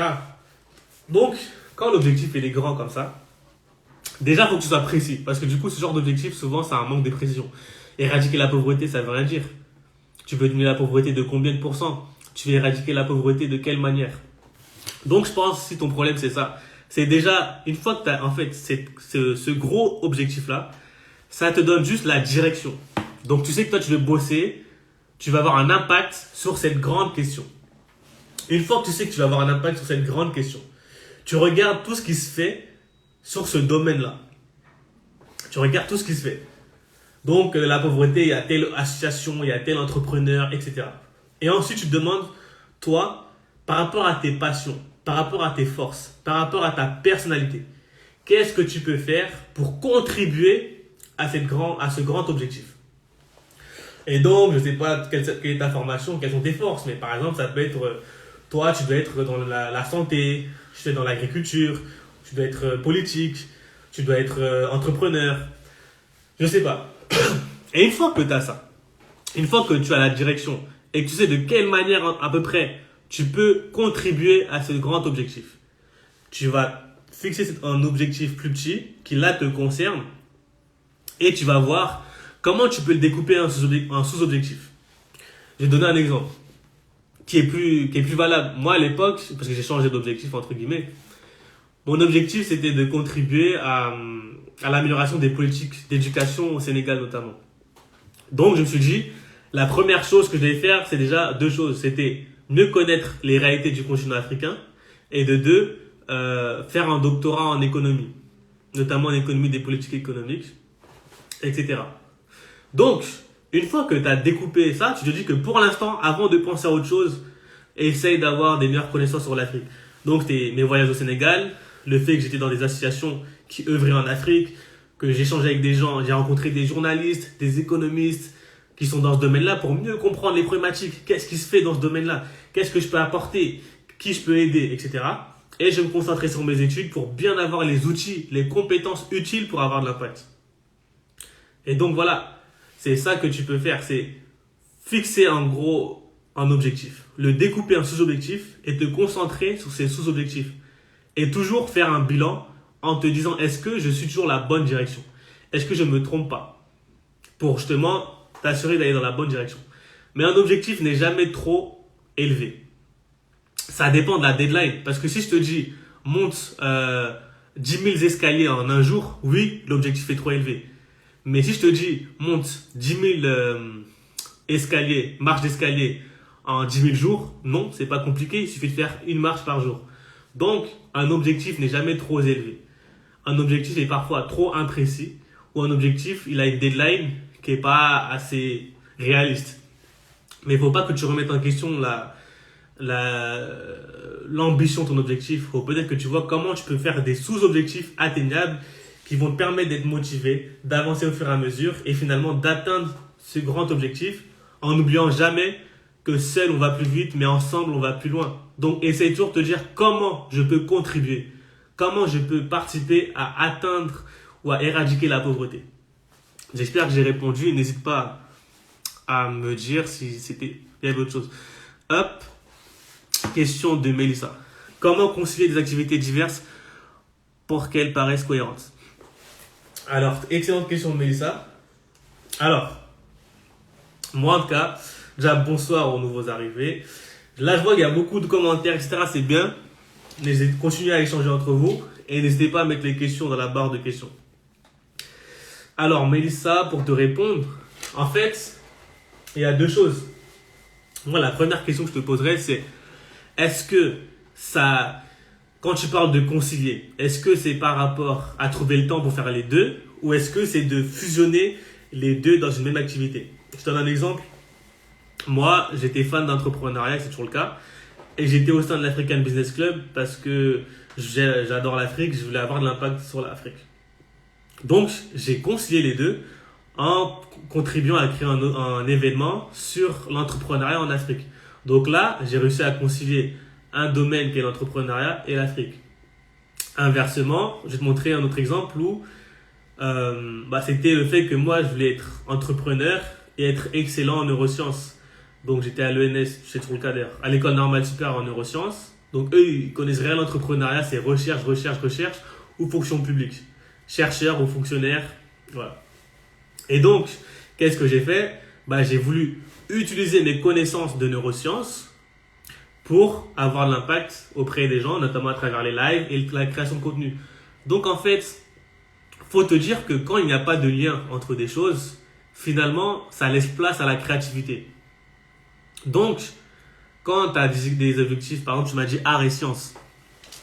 Tu sais, l'art et la science, ça peut être lié. Par exemple, je dis n'importe quoi, hein. Moi, dans les Mindsetters, mon association d'égalité des chances qui va être lancée en octobre environ, j'essaie d'allier le sport, les mangas avec le mindset. Comment le sport peut me permettre de développer certaines compétences. Comment les sportifs peuvent nous inspirer pour le mindset. Comment tel héros de manga ou de BD peut me permettre de développer un mindset, de mieux me connaître. Donc, en fait, tout est lié. Parce que tout part du cerveau. Tout est une création du cerveau humain. Donc, si c'est une création du cerveau humain, toutes les choses ont un point commun, c'est qu'elles sont sorties d'ici. Et donc, il faut que tu te dises, ok, pas forcément chercher tout de suite à les concilier, en tout cas à les mixer dans un seul projet, mais plutôt te dire, prendre du recul et te dire, ok, moi, voici ma vie actuelle, de quoi j'ai vraiment besoin pour être bien. J'ai besoin de faire du sport, j'ai besoin de rencontrer des gens, j'ai besoin de faire un peu d'art, mais il y a mes études parce qu'il faut que j'ai mon diplôme. Donc, dans un premier temps, ça peut être juste essayer de voir comment, avec ton emploi du temps, tu peux faire une activité ou faire quelque chose qui te permet de concilier tout ça. Maintenant, après, ça peut être une dimension où finalement, tu essaies de voir aussi comment tu peux concilier les deux dans un projet ou dans quelque chose. Mais faut jamais avoir la pression sur ça. Faut se dire que la vie, elle est faite de déséquilibre. Il y a des périodes de notre vie où on va passer plus de temps dans les études que dans nos passions. Et après, on va passer plus de temps dans nos passions que dans les études parce qu'on aura déjà un métier. On va se former avec des formations de temps en temps, en lisant des livres. Mais ça sera plus aussi prenant que quand on était étudiant. Mais en tout cas, il faut jamais abandonner, en tout cas selon moi, ses passions. Il faut toujours chercher à concilier les deux dans notre temps en acceptant les déséquilibres, en acceptant que parfois tu vas devoir consacrer plus de temps dans ta priorité du moment. C'est pour ça que c'est important de dire à votre cerveau quelle est la priorité, mais en n'oubliant pas les choses qui te font kiffer la vie parce qu'on ne sait jamais quand on va mourir et surtout parce que quand tu es heureux, quand tu es bien dans ta tête, tu es aussi plus performant dans tes objectifs et dans tes priorités. Je crois qu'il y a eu des questions, n'hésitez pas à les mettre. Mais d'ailleurs, Mélissa, n'hésite pas, si tu veux que j'approfondisse la question en me donnant peut-être plus de détails, dans la difficulté à concilier, est-ce que c'est un problème de temps, c'est un problème de création de synergie entre des domaines différents? Voilà, peut-être que je peux t'aider. Mais en tout cas, voilà, ne sous-estimez jamais votre créativité. Quand il n'y a pas de lien, dites-vous que c'est possible. J'ai même vous donner un exemple pour conclure cette partie-là. J'avais fait j'avais pris une formation avec David Laroche sur, il parlait de comment atteindre ses objectifs, etc. Mais en fait, il y a un exemple que j'ai kiffé. Il avait un client, il était dans l'immobilier. Donc lui, en fait, il aidait les gens à acheter, pas à acheter, mais il les conseillait dans l'immobilier, quoi. Il a dit, j'aime bien l'immobilier, hein. Je kiffe parler avec les gens, mais je déteste être dans un bureau. Et par contre, j'ai un truc que je kiffe, moi, c'est j'adore me balader dans la rue. Balader dans les forêts. Et finalement, le mec, qu'est-ce qui s'est passé? Il a créé un concept où, en gros, il dit aux gens, moi, je suis quelqu'un, je vous aide, je vous conseille dans l'immobilier, mais je le fais lors d'une randonnée. Donc, voilà, nouvelle offre. Je vous offre une randonnée dans une forêt, dans une montagne, et on va discuter d'immobilier. Et il a créé son agence comme ça, et ça a cartonné. Déjà, lui-même, il kiffait parce qu'il a réussi à allier son amour de la randonnée et sa passion de l'immobilier. Et en plus, finalement, il a réussi à se distinguer de ses concurrents. Parce que les gens ils vont dire, attends, lui, il a une agence d'immobilier, dans l'immobilier, qui permet de faire de la randonnée, etc., etc. Donc voilà, on voit comment on peut créer des choses. Et ça, je l'ai appris aussi aux States. C'était que quand je suis parti en Californie, il y a un entrepreneur nigérian qui a dit, l'entrepreneuriat social, c'est la capacité de créer de la valeur là où, a priori, il n'y en a pas. Et là aussi, je vais vous donner un exemple. Cet entrepreneur nigérien, il m'a marqué. En gros, il a fait ses études aux États-Unis. Il est rentré à Lagos, la capitale économique du Nigeria. Et il s'est rendu compte qu'en fait, il y avait trop de déchets, en fait. Il y avait plein de plastique par terre. Il s'est dit, mais qu'est-ce qu'on peut faire? Et à côté, il a vu que les femmes étaient dans le chômage. Beaucoup de femmes étaient au chômage et n'avaient pas d'argent pour envoyer leurs enfants à l'école. Qu'est-ce qu'il a fait? Il a créé une entreprise sociale où en gros les femmes, elles ramassent les ordures, elles le ramènent dans l'entreprise. L'entreprise va laver, les femmes vont laver les plastiques, le transformer et ils vont le vendre à des entreprises qui ont besoin de plastique pour faire leurs bouteilles ou leurs produits. Donc finalement, les déchets, tout le monde les laissait par terre parce que ça n'avait pas de valeur. Tout le monde se dit, c'est des déchets, ça sert à rien. Mais eux, ils ont créé un système où les gens se battent pour prendre des déchets de plastique parce qu'ils savent que s'ils ramènent des plastiques dans son entreprise, ils vont être payés. Et le fait d'être payés, ils vont pouvoir acheter de la nourriture et envoyer leurs enfants à l'école. Donc vous voyez comment, finalement, quelque chose où il n'y avait pas de valeur, ça laissait place à de la créativité. Cette créativité a créé de la valeur et a eu l'impact sur les gens. Et quand j'ai vu ça, je fais non, l'entrepreneuriat social, c'est quelque chose. Donc voilà, je vais partager 2 exemples. Parce que voilà, comme je dis, l'école de la vie, il n'y a rien de mieux. J'aurais pu vous faire une théorie psychologique ou du développement personnel. Mais pour moi, il n'y a rien de mieux que la réalité du terrain et l'école de la vie. Parce que voilà. Je regarde. Alors, il y a beaucoup de choses. Ok. Une question de Mélissa. Je pensais aussi aux carrières citées publiques, mais avec différentes casquettes, pro, ça peut choquer. Franchement, c'est bien là, les questions me correspondent. Pour répondre, Mélissa, en vrai, tu sais, en fait, tout est question de posture. Si tu arrives et t'es pas à l'aise dans tes baskets, alors les gens, ils vont le sentir et ils vont attaquer dessus. Mais si, toi, tu dis que tu as différentes carrières, tu as différentes casquettes, mais tu arrives à le justifier, il n'y aura pas de souci. Je vais te donner un exemple. Quand j'ai tenté l'école normale supérieure, j'ai écrit ma lettre de motivation. J'ai écrit quoi? J'ai écrit, moi, je vais être entrepreneur-chercheur. Ça n'existe pas. Soit de double casquette. Mais d'emblée, j'ai mis en avant une différence qui peut faire peur. Oh, il est entrepreneur, il veut être chercheur, entrepreneur, ça veut dire quoi? Mais je l'ai mis en avant. Et qu'est-ce que j'aurais dit? Je leur ai dit, le fait d'être entrepreneur, ça me permet d'être au plus près du terrain. Être au plus près du terrain, ça me permet de voir si les théories sont bonnes, d'avoir des informations et finalement d'enrichir mes connaissances et ma créativité pour la recherche. Le fait de faire la recherche, ça me donne des outils intellectuels et théoriques qui peuvent me permettre de créer et d'innover sur le terrain. Et donc finalement, comme j'ai trouvé une logique dans ces différentes casquettes, c'est passé. Donc la question que je dois te poser, c'est pourquoi tu as différentes casquettes? Quel lien? Qu'est-ce que ça te permet d'avoir différentes casquettes? Qu'est-ce que ça peut te permettre de mettre en avant? Qu'est-ce que ça peut te permettre de créer? Parce que c'est par ta différence que tu vas faire la différence. C'est pas en copiant les autres que tu vas faire la différence. Donc accepte tes différences, mets en avant tes différences et c'est comme ça que tu vas faire la différence. Donc tout est une question de perception, tout est une question d'argumentation. Si tu argumentes bien ta différence, tu argumentes bien tes différentes casquettes, alors il n'y aura pas de souci en fait. C'est comme quelqu'un, je donne un exemple. Si demain Kylian Mbappé vous dit, donc un joueur de foot pour ceux qui ne connaissent pas, je vais être le meilleur joueur du monde. Les gens ils vont le prendre au sérieux parce que il est aligné, il est confiant. Il dit je vais être le meilleur. Voilà. Mais si c'est quelqu'un qui vous dit, baisse les yeux, qui dit je vais être le meilleur footballeur du monde, et il assume pas. Si tu n'assumes pas ce que tu dis, si tu n'es pas confiant avec ce que tu dis, si tu n'es pas confiant avec ta différence, les gens ils vont te taper dessus. Mais si tu montres, t'assumes la chose, ils peuvent rien. Si tu es cohérent, si à l'intérieur de toi tu es cohérent, tu es aligné, ils peuvent rien. Donc c'est une question de perception. La question, c'est pas de te dire est-ce que ça va les choquer. La question, c'est comment moi je peux leur montrer la cohérence de ce choix. Comment je peux leur montrer la cohérence de ces doubles casquettes. Et leur montrer que c'est une richesse. Et surtout, comment je peux leur montrer qu'ils ont intérêt de me recruter. Comment je peux leur montrer que ma double casquette, mes différentes casquettes, ça peut rentrer dans leurs intérêts. Et c'est ça.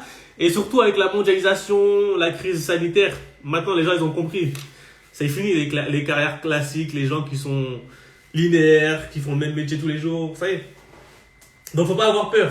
En fait, le plus important c'est vous. Et dites-vous qu'à chaque problème il y a une solution. Donc soyez alignés avec vous-même.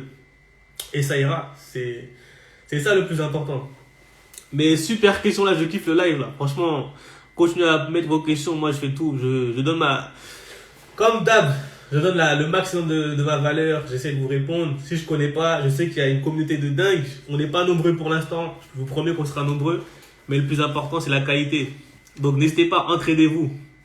Et quand voilà, Michaela donne des questions à Mélissa, en disant qu'est-ce qui peut choquer les personnes, etc. etc. C'est ça. Questionnez-vous, entraidez-vous, c'est ça.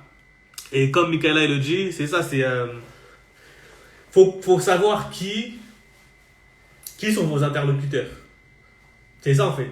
Dans chaque chose, dans chaque relation sociale, demandez-vous qui est votre interlocuteur. Quel est son intérêt? Quel est son mindset? Quelles sont ses valeurs? Et rassurez-le sur ses valeurs. En fait, c'est ça. Quand vous avez un interlocuteur, en l'occurrence un employeur ou je sais pas quoi, l'enjeu, c'est de le rassurer en fait. Il faut le rassurer. Donc pour le rassurer, il faut le connaître. La connaissance commence par la connaissance de soi, puis par la connaissance de l'autre. Donc si vous connaissez ses forces, vous connaissez ses faiblesses, vous connaissez ses valeurs, vous savez comment vous pouvez répondre à ses intérêts, vous avez gagné. Donc c'est ça en fait. Ne vous dites pas, je suis bizarre, ça va pas le plaire. Non, dites-vous comment je peux faire passer ça de telle sorte que je vais le plaire. Tout simplement. On reste dans les cases ou utiliser pleinement ses passions comme moteur? Moi, je pense que la question est vite répondue.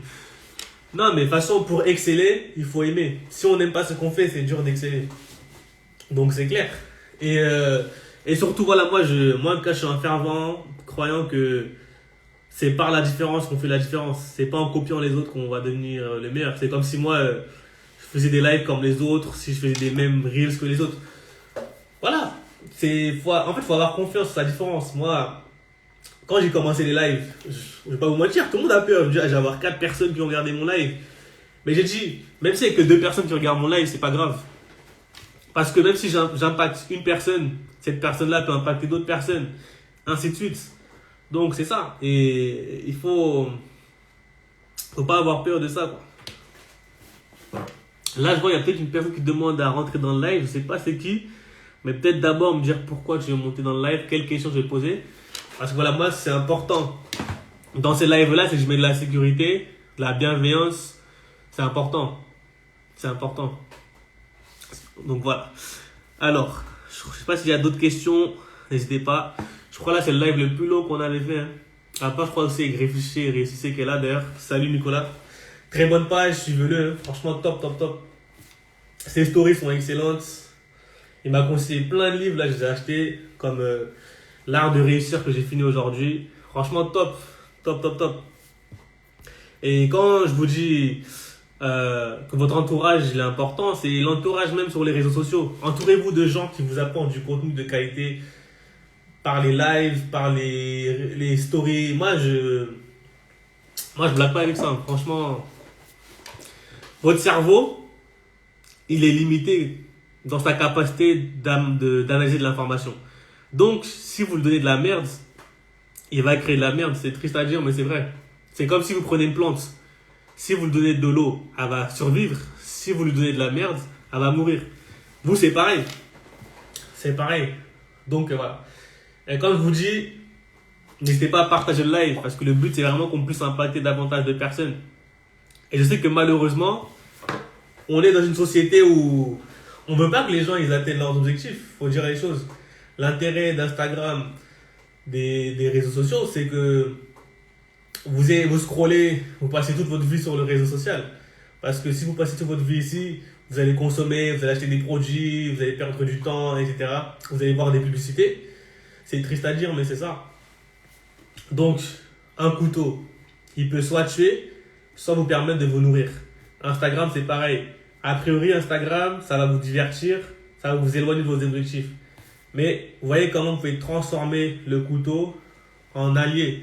Donc Instagram, ça peut devenir votre allié. Moi, personnellement, c'est mon allié. Parce que je rencontre des gens, voilà. Même vous, hein, franchement, là, je commence à redire vos noms, Michaela, etc. Younes. Il y avait Amine, mais il n'est pas là aujourd'hui. Réfléchissez et réussissez, Nicolas. Voilà, c'est les échanges qu'on a. Là, il y a des nouveaux. Là, il y a Ima et Cosmo qui posent des très bonnes questions, qui est très active. Voilà, c'est des nouvelles rencontres, c'est ça. Et abonnez-vous à ces personnes-là, voilà. Discutez, échangez, entraînez-vous, challengez-vous. C'est ça le but, c'est transformer Instagram en force. Mon TikTok, je connais pas bien le fonctionnement de TikTok. Mais même TikTok, abonnez-vous aux bonnes personnes. Moi, j'ai lancé mon TikTok, donc je suis pas encore hyper actif. Mais voilà, transformez votre environnement déjà par le numérique. Le numérique, c'est partout. La télé, Internet, les écouteurs, si vous écoutez Spotify. Ok, vous aimez trop avoir un truc dans vos oreilles. Ok, au lieu d'écouter le dernier album de je ne sais pas qui, écoutez un podcast. Ok, vous regardez beaucoup la télé, etc. Ok, bah, mettez les bonnes chaînes. Vous aimez trop TikTok, abonnez-vous aux bonnes personnes. Il y a toujours une solution. Bon, je regarde. Hop, ouais. Michaela, exactement. Brian Tracy, l'art de réussir. Excellent. Il va à l'essentiel. Moi, quand on dit qu'il faut passer à l'action, moi j'ai fait un live la semaine dernière avec Nicolas de Réfléchir et Réussissez. Voilà, il m'a donné des livres. Je sais que c'est quelqu'un qui maîtrise son sujet. Il m'a dit c'est un bon livre. J'ai même pas réfléchi. J'ai acheté, j'ai lu, c'était excellent. Et j'ai pas juste lu, j'ai appliqué là. Donc là, j'ai appliqué. Il y a des choses que j'ai changées dans mes objectifs. Il y a d'autres choses que j'ai changées, c'est ça.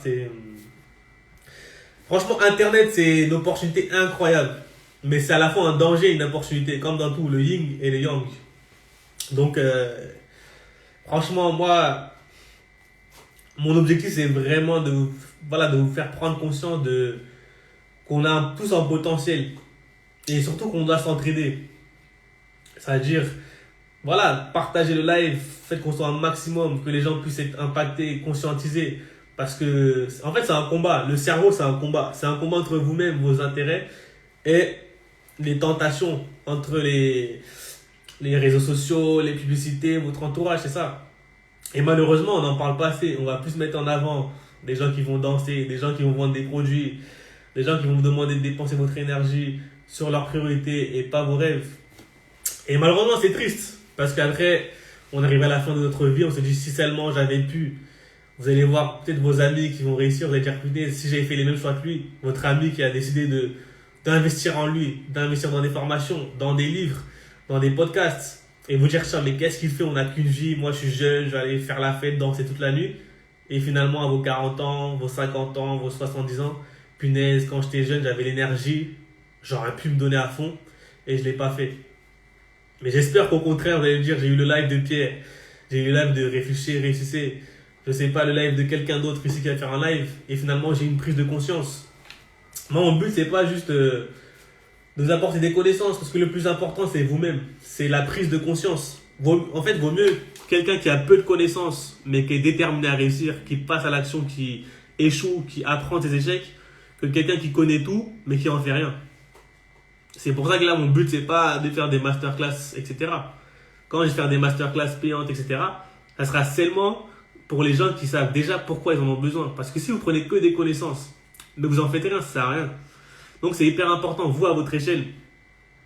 Comme je vous le dis, un travail à faire chaque jour, c'est chaque jour, dites-vous quelles sont vos 3 priorités. Parce que si vous êtes incapable de répondre à cette question, ça veut dire que votre cerveau, il n'a pas de destination. Ça veut dire que votre vie, vous la maîtrisez pas. C'est les autres qui la maîtrisent. C'est vos employeurs, votre entourage. Donc chaque jour, posez-vous la question, quelles sont mes 3 priorités? Chaque soir, demandez-vous, est-ce que j'ai atteint mes 3 priorités? Est-ce que je m'approche de mon objectif? Est-ce que je m'approche de ma vision? C'est hyper important. Je ne sais pas s'il y a d'autres questions, on va pas tarder. Là, je crois, chaque live, j'ai l'impression qu'on dépasse ça dure de plus en plus longtemps, mais pas de souci. Moi, tant qu'il y a des questions, je réponds. Tant que je peux, parce que là, il est bientôt la rentrée. Il y aura beaucoup de cours, etc. Mais là, c'est les vacances un peu. Tant que je peux, j'apporterai. Ça, c'est mon but. C'est vraiment, tant que je peux apporter, j'apporte. Après, voilà. On aura tous des contraintes, mais voilà. Donc, si vous avez des dernières questions, dites-moi. Je vais pas tarder. En tout cas, voilà. Comme je vous dis, vous êtes tous des ambassadeurs. Le but, c'est vraiment de créer une communauté puissante de gens qui veulent vraiment travailler leur mindset, atteindre leurs objectifs, qui n'ont pas peur d'être ambitieux, qui n'ont pas peur de prendre des risques, qui n'ont pas peur d'affronter leurs peurs. Et ça, le but, c'est vraiment de créer une communauté. On n'a pas besoin d'être 10 000, d'être 100 000, mais même d'être une communauté soudée, qui s'entraide, qui se partage des connaissances, des livres, des formations, qui soutient les autres, qui like les publications de l'autre, etc. C'est ça le but. Donc, entraînez-vous, abonnez-vous entre vous, échangez après le live, je ne sais pas. Mais voilà, c'est vraiment le but. Donc, merci Younes, merci Mikaela, merci Nicolas, merci à tous. Merci pour vos messages. C'est ça qui me fait avancer. Si j'ai pu vous aider même un petit peu, j'en suis très content. Voilà, comme je vous dis, le but c'est de toucher le maximum de personnes. Parce que je pense que c'est important. Moi, ça me rend triste parfois de me dire, punaise, je vois des jeunes, des plus âgés, même dans ma famille, je me dis, punaise, ces personnes-là, ils ont un potentiel, mais ils le gâchent parce qu'on leur a fait croire qu'ils n'étaient pas capables. On leur a fait croire qu'ils ne devaient pas rêver. Mais on leur a fait croire qu'ils devaient travailler pour les rêves des autres. Alors que finalement, merci Nicolas qui parle de ma chaîne YouTube, c'est vrai en plus. Moi, je ne fais pas, c'est la pub de moi-même en fait. Mais ouais, c'est vrai. J'ai lancé ma chaîne YouTube. Je vais la partager en story après le live. Parce que du coup, je vais mettre les rediffusions maintenant là-bas. Et voilà, le but c'est de toucher plus de personnes. Donc merci Mikaela, merci Nicolas pour le rappel, merci Younes, merci pour tout le monde pour les encouragements. Non, c'est vrai, il a raison Nicolas, faut que je fasse ma pub. Non mais j'ai commencé. Ah, il y a une question de Koné Marina. Alors, pourquoi aujourd'hui la jeunesse africaine est devenue autant paresseuse? Pas tout le monde, mais la plupart dans la recherche et l'enrichissement de leurs connaissances, ils préfèrent se divertir. Pour cette question, moi, j'aime bien être humble. Moi, je suis de la diaspora africaine. Donc, je ne peux pas parler de la jeunesse africaine. C'est-à-dire, moi, je suis allé au Sénégal 10 fois, je crois. Donc, à la rigueur, je peux parler de la jeunesse sénégalaise. Je ne sais pas si on peut dire que la jeunesse africaine est devenue paresseuse. Je ne peux pas le dire, je ne sais pas. Donc là, la première chose que j'ai à dire, c'est que je ne sais pas. Par contre, pour la partie sur le divertissement, je dirais qu'il y a beaucoup de choses. Pourquoi ils ne sont pas dans l'enrichissement? Pourquoi ils ne sont pas dans la connaissance? Il y a beaucoup de choses. C'est-à-dire, vous savez, je suis en train de dire vous savez, je ne sais pas comment dire, mais en fait, on ne n'est pas paresseux ou on ne n'est pas... il n'y a pas des gens qui sont nés plus motivés que les autres ou autre, quoi. C'est juste que il faut voir l'environnement. Comment l'environnement il vous impacte. Ce que je veux dire, c'est que je prends l'exemple de la France que je maîtrise plus, mais c'est comme dire pourquoi les jeunes de banlieue ou les jeunes de province ils réussissent moins que les jeunes des beaux quartiers parisiens. Est-ce que c'est une question d'intelligence et de mindset? Je ne pense pas. C'est surtout que l'environnement il est différent. Donc, vous savez, si je prends l'exemple du Sénégal que je maîtrise mieux, on parle toujours de la France. La France, c'est beau. La France, c'est le meilleur truc. Euh, En fait, voilà, les gens, ils ne rêvent pas de leur pays. C'est-à-dire que quand on parle pas toute la jeunesse, parce que c'est dangereux de dire ça, mais une grande partie de la jeunesse, à cause d'Internet, de la colonisation, de l'histoire simplement, bah dans leur tête, le bonheur, il est ailleurs. C'est en Europe. Le bonheur, il est aux États-Unis. Même en France, hein, on aime tous les États-Unis. Bon, pas tous, mais voilà, on est très fans d'eux. Parce que voilà, ils ont créé des empires. Instagram, c'est qui est derrière? Facebook, c'est qui est derrière? TikTok, c'est la Chine. Vous voyez que les grandes puissances mondiales, ils ont créé des outils qui leur permettent d'influencer l'imaginaire des autres. De dire que pour rêver grand, il faut être américain. Pour rêver grand, il faut être français. Mais un Africain, il ne peut pas rêver grand. Et il y a aussi ce genre de choses. C'est comment l'environnement, bah, il dicte ta manière de penser. Et il y a un intellectuel sénégalais que j'adore qui s'appelle Souleymane Bachir Diagne, qui a fait des études brillantes, Harvard, École normale supérieure. Il a fait aussi ses études à Saint-Louis au Sénégal. Il expliquait que le drame, c'est que en Afrique, euh, on a perdu en grande partie à cause de la colonisation le sens de l'initiative. C'est-à-dire que, comme avant, c'est des grandes puissances qui dictaient ce qu'il fallait faire, bah, et qu'il y avait toujours l'homme présidentiel, qu'il faut un président, un homme charismatique, Sankara, je ne sais pas qui, on attend toujours que quelqu'un montre la voie pour le suivre. Mais que ce qui allait faire la différence, c'est notamment de créer plus d'entrepreneurs, plus de gens qui vont travailler pour leur vision, qui vont créer des opportunités. Et je pense, en tout cas, c'est mon humble avis. Encore une fois, je ne peux pas parler de l'Afrique alors que je ne connais pas l'Afrique, je connais que le Sénégal et encore. Mais de ce que j'observe quand j'allais en Côte d'Ivoire, j'allais en Côte d'Ivoire aussi, je pense que les choses commencent à changer. Je pense que ce qui fait la différence, c'est de voir que c'est possible. Vous savez que la télé, plus on va voir des entrepreneurs noirs qui réussissent, des entrepreneurs asiatiques, peu importe en fait. C'est-à-dire, si tu vois quelqu'un qui te ressemble, peu importe ta couleur de peau, mais, ou ton sexe, ou ton genre, peu importe. Mais si tu vois quelqu'un qui te ressemble, qui réussit, quelqu'un qui te ressemble, qui n'est pas dans les stéréotypes, tu dis, ah tiens, je peux rêver de ça en fait. Mais si, à chaque fois que la personne qui réussit, qui est riche, elle est différente de toi, et que la personne qui réussit jamais, elle te ressemble, voilà, ça peut impacter ton mindset. Donc je pense que je suis pas là pour dire il faut pas se responsabiliser. Mais je pense qu'il faut toujours analyser comment l'environnement, l'histoire et la sociologie peuvent influencer la personne. Qu'est-ce qui conditionne les gens à penser d'une certaine manière? Qu'est-ce qui conditionne les personnes à se divertir plutôt qu'à se former? Si vous regardez, moi je parle de la France, si vous regardez la France, est-ce qu'il y a déjà eu un président qui vient de l'immigration? Si on regarde l'équipe de France de football, malheureusement on va avoir beaucoup de gens issus de l'immigration. Donc les jeunes ils vont se dire pour réussir c'est la voie. Parce que malheureusement on est inspiré par les gens qui nous ressemblent, par les gens qui ont les mêmes valeurs que nous. Donc moi ma réponse c'est certes il faut, encore une fois je ne suis pas un homme politique, il faut certainement certaines politiques pour changer les choses, mais c'est aussi l'environnement et l'histoire et la vision qu'on donne.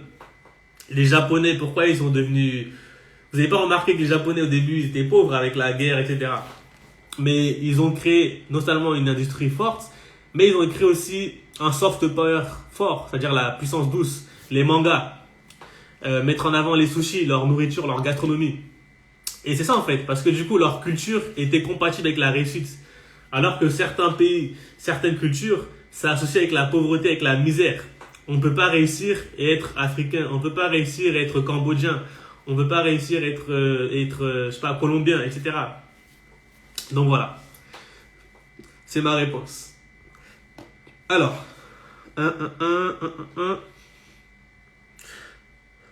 une routine.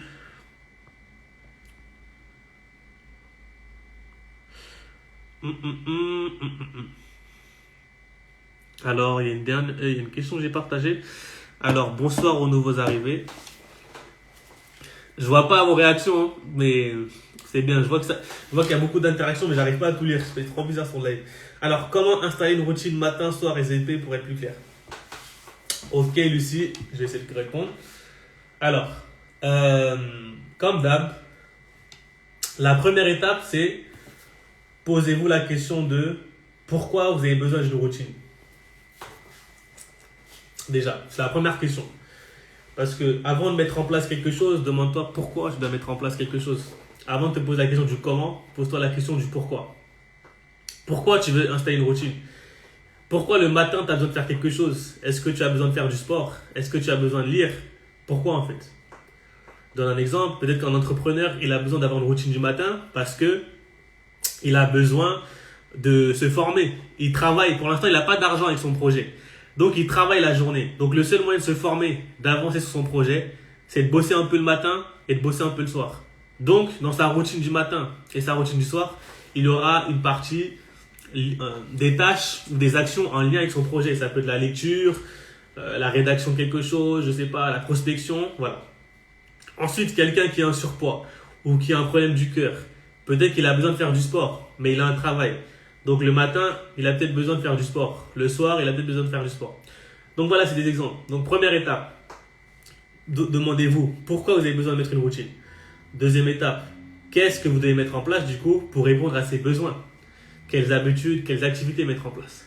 Ensuite, hiérarchiser ses actions et ses habitudes.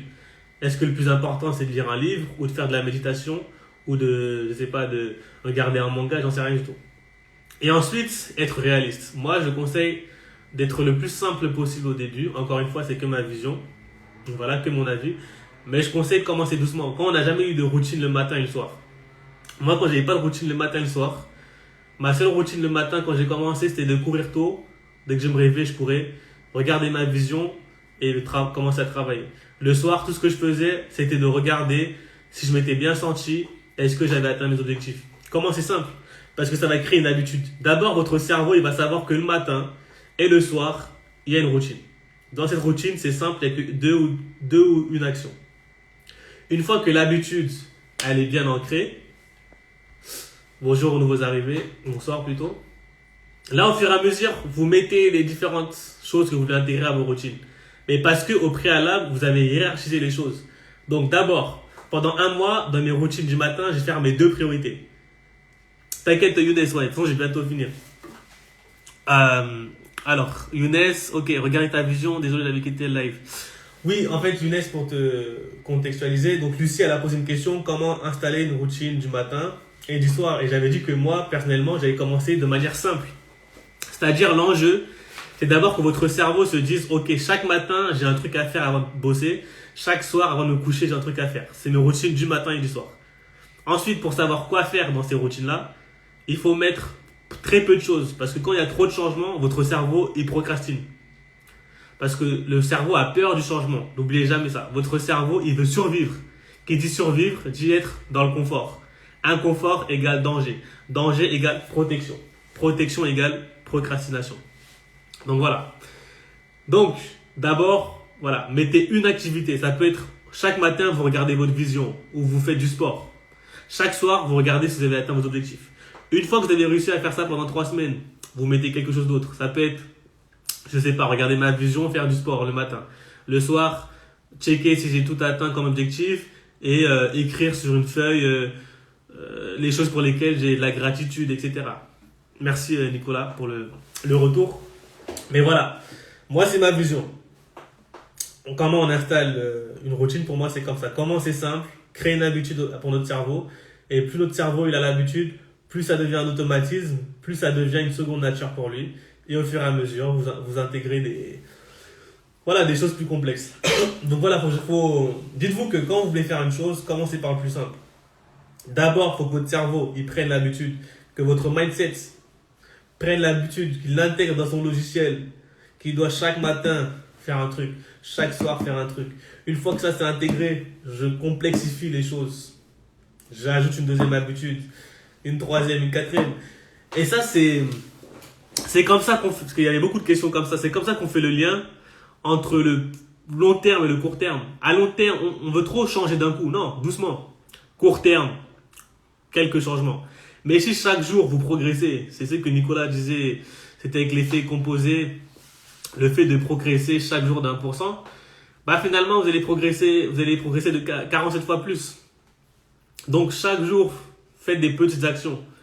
À force de faire des actions, c'est ça qui va faire qu'à long terme, vous allez dépasser les autres. Je donne un exemple. Ça, c'est pas un exemple réaliste, hein, mais quelqu'un qui va dire chaque jour, je vais dormir 10 minutes de plus que les autres. C'est pas un objectif réel, mais voilà. Bah, au bout de 10 ans, il aura peut-être dormi plus de, je sais pas, 1 million d'heures, ou j'en sais rien, 100 000 heures de plus que les autres. Quelqu'un qui dit chaque jour, je vais courir 10 minutes. Les gens ils vont dire, ah, 10 minutes par jour, c'est de la merde. Ok. Au bout de 10 jours, tu as couru 100 minutes. Au bout de 100 jours, tu as couru 1000 minutes. 1000 minutes, ça peut tout changer pour ton cœur, pour ta santé. Donc voilà, les petits changements, faut pas les négliger. C'est la somme des micro-habitudes, des micro-actions. C'est avec ça qu'on fait des révolutions. Donc commencez petit, step by step. Alors, quelle question? Je regarde. Hop, pardon.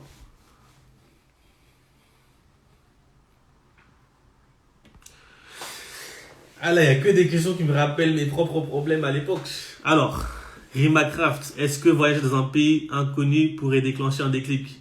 Oui, j'en suis la preuve. Alors, exactement, je vois.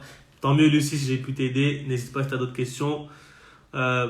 Les petits ruisseaux donnent lieu aux grands fleuves. Exactement, exactement. Bonsoir aux nouveaux arrivés. Et je crois que c'est la première fois que je vais faire 2 heures de live. Tant mieux, tant mieux. Alors, est-ce que voyager dans un pays inconnu pourrait déclencher un déclic? Oui. Moi, donc j'ai donné mon exemple. Bon, pour ceux qui ne me connaissent pas. Donc moi, en 2019, donc moi, j'avais intégré un master prestigieux en économie. Donc c'était un master d'économie parce que voilà, moi ma volonté c'était de travailler sur l'économie de développement en Afrique et en banlieue. Vraiment, voilà, tout ce qui est pauvreté, etc. Donc je pensais que j'allais trouver le bon truc. Et après, j'ai eu une sorte de crise, genre de dépression. J'aimais pas ce que je faisais en fait. J'étais pas aligné avec ma personnalité. C'est-à-dire, moi, j'aime bien partager, j'aime l'interaction, j'aime l'action et j'aime réfléchir. J'aime les deux en fait. C'est-à-dire, j'aime la recherche pour la réflexion. Mais le fait voilà, d'être trop dans la théorie, ça m'énervait, quoi. Et donc, j'ai validé mon année, mon master, mais sans conviction. Et je sentais que j'avais besoin de quelque chose de nouveau. Alors, qu'est-ce qui s'est passé? Bon, j'ai eu la chance d'avoir l'opportunité de candidater à l'université de Berkeley en Californie. Et donc voilà, tous les profs me disaient, mais t'es malade, t'es pris en master 2 à Dauphine, c'est excellent, après tu fais ton doctorat en économie, après tu auras le temps de réfléchir, de faire tes crises identitaires. Moi j'ai dit non, tu vois, je me voyais pas faire une deuxième année où j'étais pas bien, je n'ai pas en cours, je venais juste aux examens et j'étais pas aligné, tu vois, c'est pas une vie. Donc j'ai la chance aussi, mais en tout cas j'ai accepté mon admission à l'université de Berkeley en Californie. Je suis parti en Californie. Au début, j'avais pas tous les fonds. En fait, j'avais gagné une bourse. J'ai postulé à une bourse de 25 000 dollars qui paye mes frais de scolarité, mes frais de vie. J'ai postulé à d'autres bourses. Et voilà, ça paye, en tout cas, ça paye tout, quoi. Je suis allé au Sénégal juste avant d'aller aux États-Unis. C'est vraiment l'année où je suis sorti voilà, j'ai quitté la France et tout. Et en fait, le fait de quitter la France, ça m'a permis de voir une culture différente. Donc, qui dit culture différente, dit perception différente des choses. Et donc, moi, en tout cas, aux États-Unis, il y avait une perception différente de l'échec, du leadership. Par exemple, il y avait des profs qui me disaient, mais ouais, Pierre, je trouve que vous prenez pas assez de, vous êtes trop humble, vous prenez pas assez de risques, quoi. En gros, mon prof, il me disait, mais quand tu dois retourner en France, comporte-toi comme un leader, tu as des choses à montrer, tu as des qualités. Il faut que voilà, tu crées ton entreprise, crées ton association, prends la parole et tout. Et ça m'a marqué. Parce que moi, j'étais trop dans la logique française. Je parlerai, j'aurai de l'importance quand j'aurai mon doctorat, nanani, nanana. Vous connaissez la musique. Je vais faire ça quand j'aurai des enfants, je ferai ça quand je serai marié. Mais non, les Américains, c'est en mode, si tu peux le faire maintenant, pourquoi tu vas attendre? Si tu peux le faire maintenant, qu'est-ce qui t'attend? Qu'est-ce qui t'empêche? Pourquoi tu vas dire, bonsoir, Siga Nyakate. Bonsoir à toi, bienvenue au nouveau. Voilà, et donc ça a permis d'avoir une culture différente. Et, et donc voilà, c'est pour ça que, pour répondre à la question, voyager en tout cas, moi, ça m'a permis de voir des perceptions différentes, de sortir de ma zone de confort. Sortir de ma zone de confort, ça m'a permis de voir qu'est-ce que j'ai dans le ventre, quelles compétences j'ai en fait. Les gens, ils ne me connaissent pas. Ton diplôme, il veut rien dire. Voilà, les écoles en France, elles sont pas connues aux Amériques. Donc voilà, ça a permis de prendre conscience aussi de qu'est-ce que j'aimais, qu'est-ce qui comptait vraiment pour moi. Et c'est là que j'ai compris que moi, ce qui comptait pour moi, c'était vraiment aider les gens à développer leur potentiel, à débloquer les obstacles qu'ils ont dans leur tête, quoi. Et finalement, bah, c'est pour ça que je suis devant vous aujourd'hui. C'est-à-dire que j'ai pris conscience que moi, ce qui me faisait vibrer, c'était vraiment de motiver les gens, d'inspirer les gens. Et c'est ça qui m'a poussé à me former en neurosciences. Donc c'est vraiment le fait d'avoir quitté la France, de prendre du recul. Je me suis dit, ok, en fait, qu'est-ce qui me fait vibrer? Qu'est-ce qui me ferait monter, voilà, me ferait lever le matin chaque jour? Et ça, c'est une question à se poser en fait. C'est peu importe, si je vous dis demain, lève-toi à 4h du matin et je te donne 10 millions d'euros, tu vas te lever comme une fusée à 4h du matin. Ok. Alors toi, qu'est-ce que dans la vie qui te fait tellement kiffer que ça va te pousser à te lever le matin? Ça va te pousser à te lever pour aller bosser, à bosser dur, à rester concentré. Et en fait, c'est ça l'enjeu, c'est de trouver un truc qui te fait vibrer. De trouver un truc qui vraiment te fait sens. Et le fait de prendre du recul en quittant, par exemple, notre zone de confort, en quittant notre pays, ça peut permettre d'avoir un déclic. Je ne dis pas que c'est la solution à tout le monde, mais ça peut permettre d'avoir un déclic. Mais voilà, il faut y aller quand même en étant dans l'action. Parce que si tu vas dans un autre pays pour dormir, ça sert à rien, autant rester en France. Mais c'est vraiment si tu veux vraiment prendre du recul, tu te dis punaise, là j'ai besoin d'un déclic, sors de ta zone de confort et effectivement voyager quand on a les moyens, parce qu'on n'a pas tous les moyens, bah c'est une solution. Moi je pense que c'est une solution. Donc j'espère avoir répondu à ta question Rimacraft et merci pour tes nombreuses questions.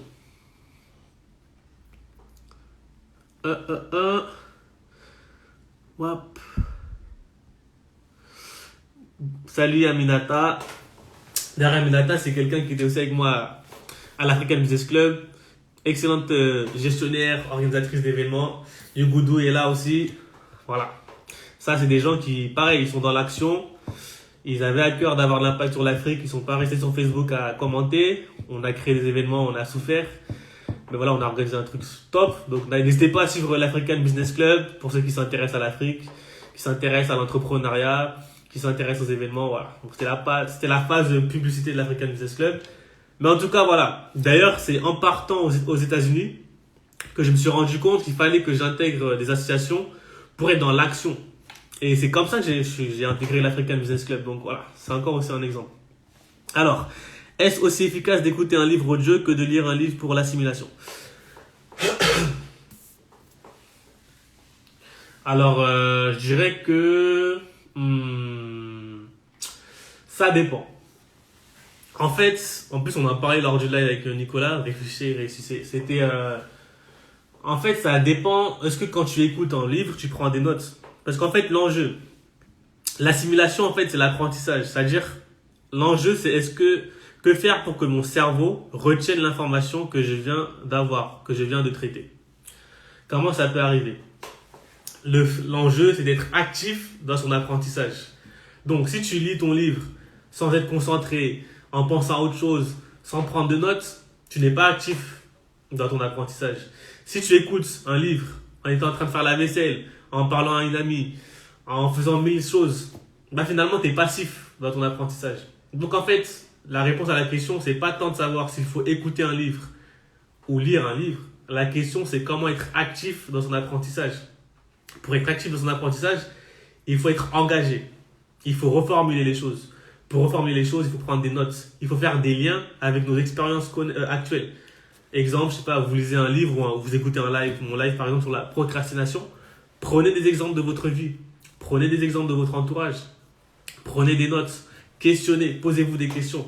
Et c'est ça qui fait la différence. Et surtout, passez à l'action. Passer à l'action, c'est ça qui compte. D'ailleurs, il n'a pas tant Younes qui va partir, même moi, là, il est 23h.